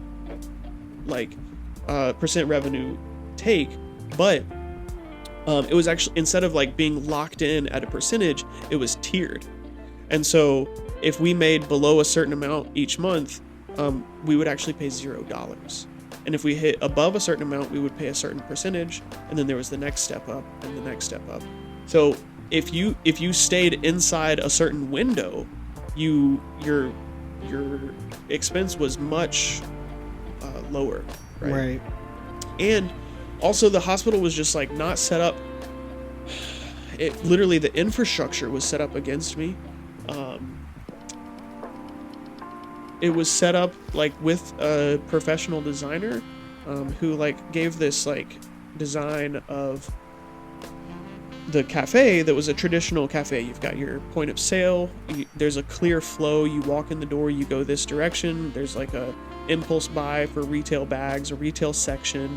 It's all like how you would design a cafe, right? And Ben was like, this is great, scrap it. Because he wanted the infrastructure to focus on community and not on making sales, which is like, sounds beautiful like ideologically when you're giving a TED talk, community don't pay money to pay bills.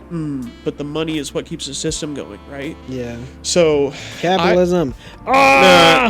So I, like, the whole time that the hospital was open, I was always struggling, like, how do I best display these retail bags so that people will be more inclined? And there's just not a good place to put the bags. And then when Ben finally, at one point, like, told me that story about the design infrastructure of the place was designed to make people, he literally wanted the customer to be confused when they walk in, not know where So to you go. had to interact. So that you were forced to interact with the barista to be like, hey, where's the menu? There's no wall menu because he doesn't want people making decisions before they get to the counter. He wants the person to engage with the barista. And so, like, there are things that, like, slowed down the line, didn't increase sales, right? The infrastructure was set up against me. And so when I finally learned that, it was a huge relieving moment for me because I was like, why am I hitting a ceiling here? And why can I not find a place to put these damn coffee bags? There's design. I can tell you straight up from, like, working there, like when I worked in the hospital, they closed. Bro, every damn minute of every damn day, somebody would just be coming up to me asking me where the bathroom is. Yeah. And I'm like, bro. Down the hall. I'm like a director, like a person, like a, what's it called, directionary? Yeah. Directionally challenged? Yeah. I ain't built right. So, that goes to say, my next second, well, I guess this is the actual last question.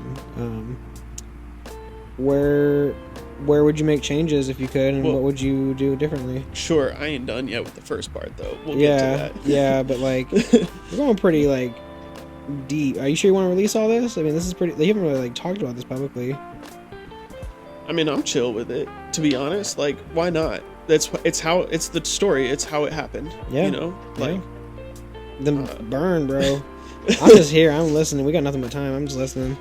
All right, so where was I at? Oh, yeah, so Health Village wasn't set up. The whole system was kind of disincentivized to make money. Plus, you had to name your price, which was an issue.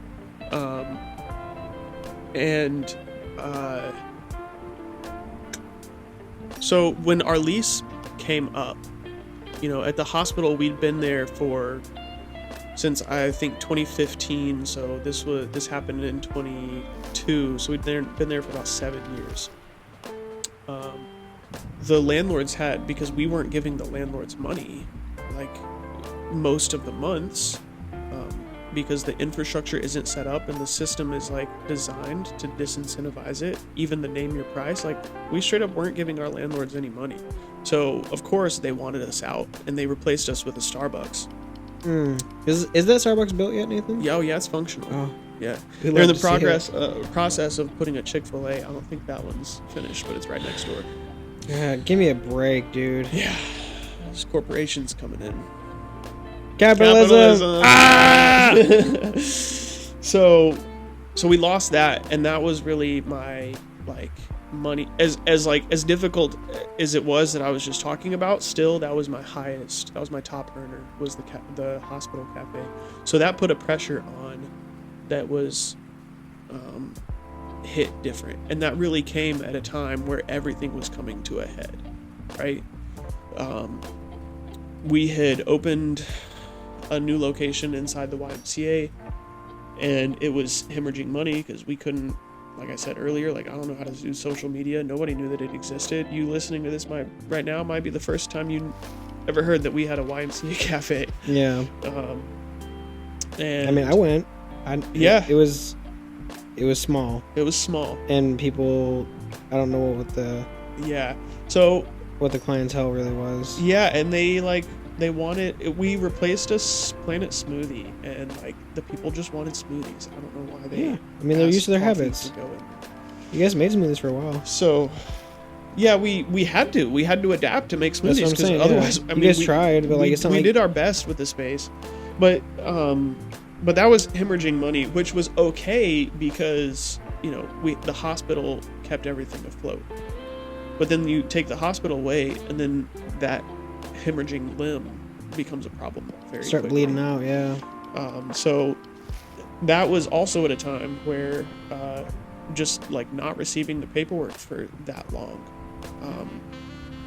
and getting excuse after excuse, it was just like, all right, listen, we need this. And inflation is killing us at home, so we're like, we need you to give us equity, and like we need to be guaranteed a steady paycheck, because like, you know, we're doing this thing ostensibly together, but you know, because we weren't owners, we were really doing it for them, right? Not even for ourselves, and we had taken personal hits for it. So we put our foot down, is what I'm saying, right? Yeah. And we gave an ultimatum, like, because of the way things had gone with the Y, and also some things that were actually I'm not gonna go there, but because of the way things had gone at the Y, we were in a precarious financial position, and I had also ordered a fresh crop of coffee. There was a lot of inventory, which also equals a lot of debt. So I was like, get me my paperwork or I'm gonna walk away, and you gotta figure this out. And then the solution to figuring it out in that scenario was they were just gonna close the company. That's crazy. And figure out how to sell the assets in the green coffee, right?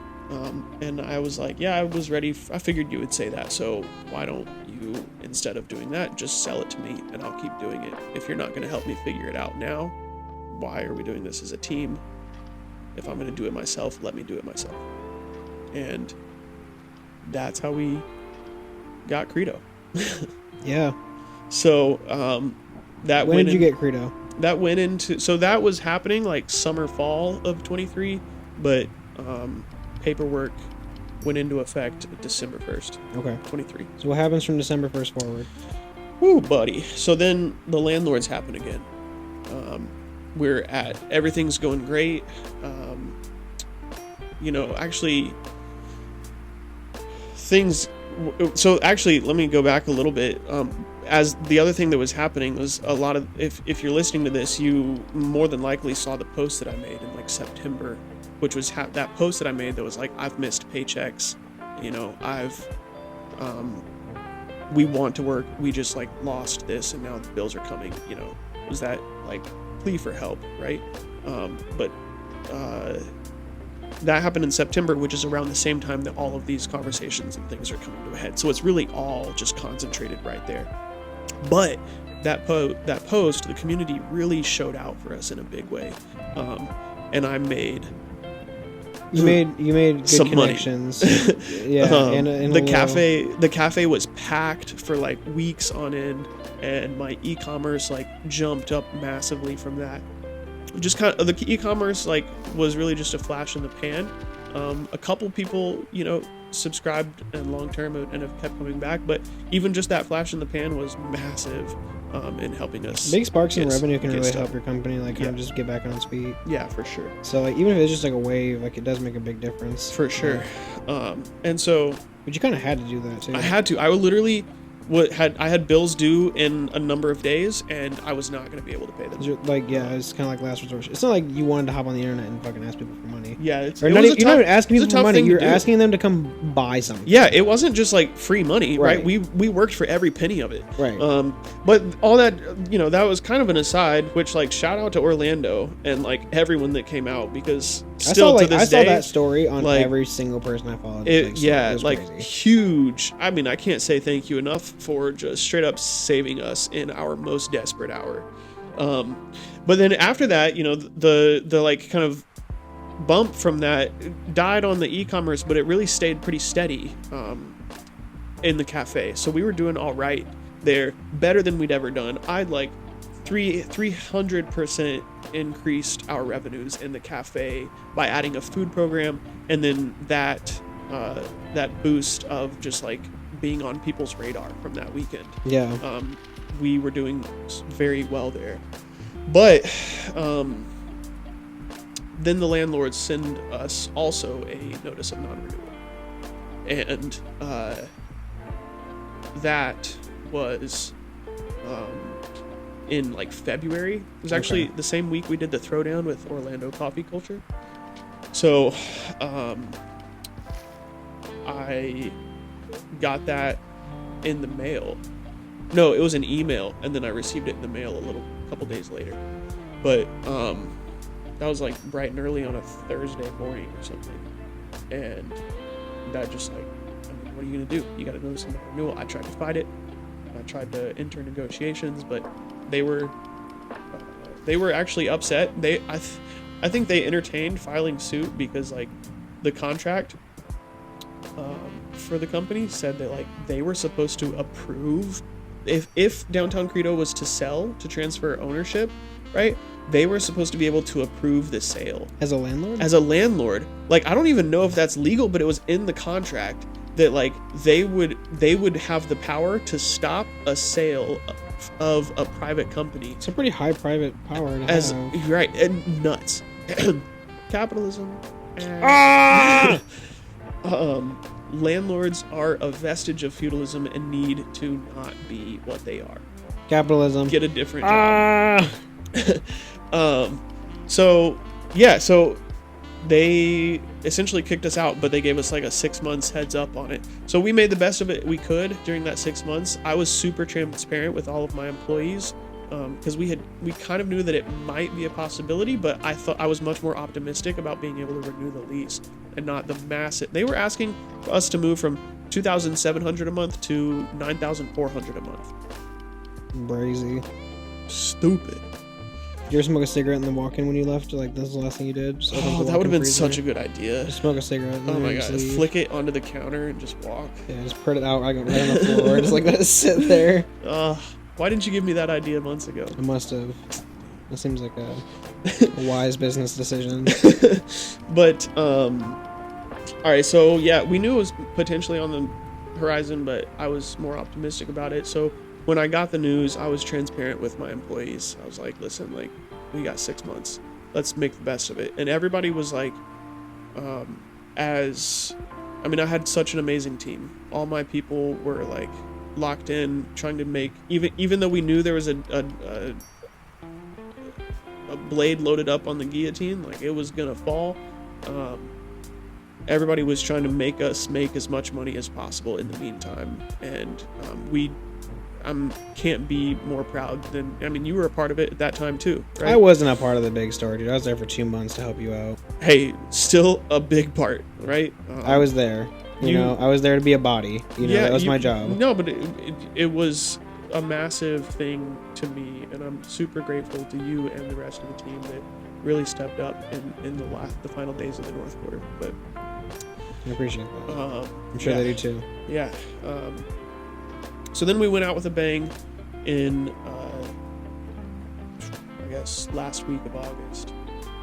And I had Kevin, who's the urban camper, help me move all of the stuff, all my equipment into a storage unit, and hung out with Kevin for like 4 days straight. It was a lot of fun. Moving furniture. Hell yeah. But yeah, so and then, from there I just focused on e-commerce, wholesale, and I'm really back to growing the company in new and different ways. So. I hear that, dude. We talked about that last episode and the episodes before that, so. Yeah. If you guys listen, you want to hear my take on that. I'm not going to take up Nate's time, but if you want to hear my take on that, go listen. But yeah, I feel like building the company is essential, because you're pretty much starting from scratch. Like from August, like you're pretty much starting as like a brand new. Honestly, I am starting from like negative scratch. You have a roaster, but there's pieces there. I have the roaster. I have some inventory and things like that, but like the business side of it, you're pretty much starting over because you want to rebrand and stuff too moving forward. So my question was, would you change anything differently? Let's keep it. I don't want to keep you hostage for too much longer. So. What would I change? I thought about this last night, or you asked me this yesterday, and my first thought was like, I wouldn't open the YMCA. But then I thought on that, and I was like, no, like, the problem goes back deeper than that. Right? That was where things started to, like, really dive off a deep end. But it was much further back than that. When we came back, like I said, like, we were given, like, lip service of being ownership. You're strong alone. But I literally never saw the bank accounts until after the YMCA opened. And then I finally got to see... found out how big of a hole it was, yeah. I got to see where the company stood. And, like, that's just not the behavior of you would never let your business partner not see the bank account. Like, so I should have taken that for the flag it was, but that would be what I would go back and change, because knowing now what I could have known then is we had money in the coffers. Like I thought about some of the investments that we made, and we easily had like 50 grand in a coffer. What the hell's that? Like in the bank. Oh. Like we had like 50 liquid? grand. We were 50 grand liquid. Jesus Going Christ. back and like thinking about the chunky purchases that I made, we were at least 50 liquid. So damn. But I wasn't allowed to see the bank account, and I think at one point he even said like, maybe not explicitly, but he kind of like hinted at he was afraid of how I would spend it if I saw what the number was. Like, is your dad? Yeah, that's crazy. Yeah, Loki. Actually, yeah, Loki. So doesn't trust you. Fucking, oh, it's a lot of money. And it's like, yeah, I fucking know. Yeah, like, but you know what you can do with numbers is you can make decisions. You can literally make things happen. Here's the thing: when we pitched to come back, we pitched explicitly to grow Credo's wholesale program. We pitched to turn Credo into what I'm actually trying to do now, 4 years later.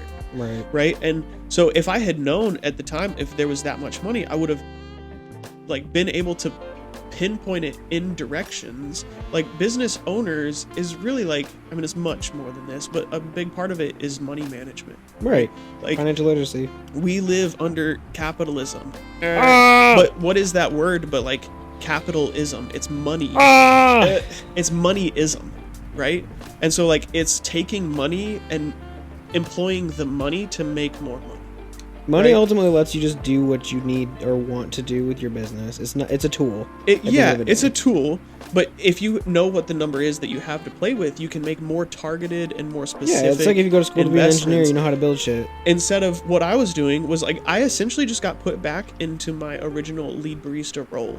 And I was told, grow the revenue by running these dead-end cafes. Right. When what I pitched doing was coming back and doing wholesale. So the investments that I made were into dead and dying cafes instead of, if I had 50 grand and no debt, if I were in that position today, blackjack, buddy, put it on black roulette. Oh no, okay, no, I'm not gambling it. Okay, I just understood what you're saying. We ain't gambling that. I would be so much more like able to invest in things that would actually take me places. Yeah. Right? And so hindsight's a bitch, dude. That's what I would actually go back to the beginning, because the foundation of what it was corrupt, was wrong. Would I do it over again? Yes, but that's really the point of departure. Being able to, if you're going to be treated like a business owner, like, number one, get the paper. Yeah. And two, get the paper. You feel me? Yeah.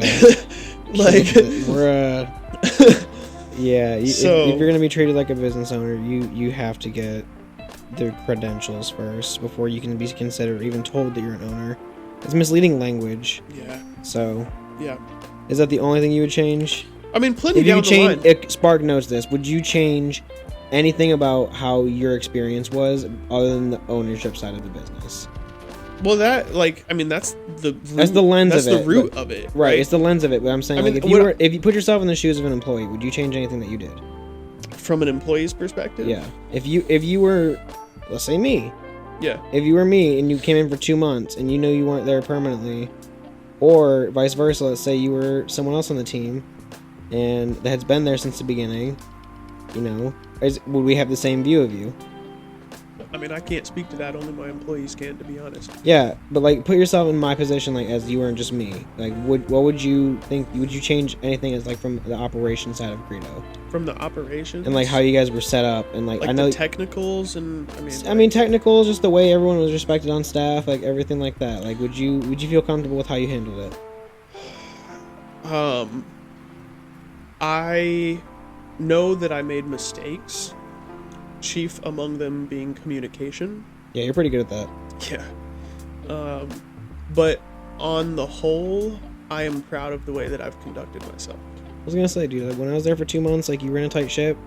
I mean, everything was great. You actually cared about what you were serving, and I went there every fucking day. Yeah. Not just because it was down the street from where I was, but like, I went there because like the food was bussin' and like the coffee was on point. Yeah. So, man, I am actually super proud of some of the decisions that I've made. There are a lot of things that I mean, like, what can you change is such a useless question on one hand, you know, because like you can't. Yeah, but hindsight's crazy. But like it makes you think, you know. There's a lot of things that I'm very proud of with the way I handled situations, defended my employees, in whatever way that I could.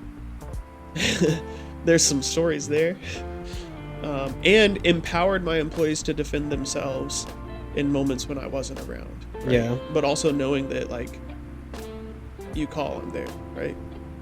I feel like, I mean, there were strenuous moments, especially after I became owner. I shouldn't have been surprised, but, like, the relations of production, like, changed the social relations,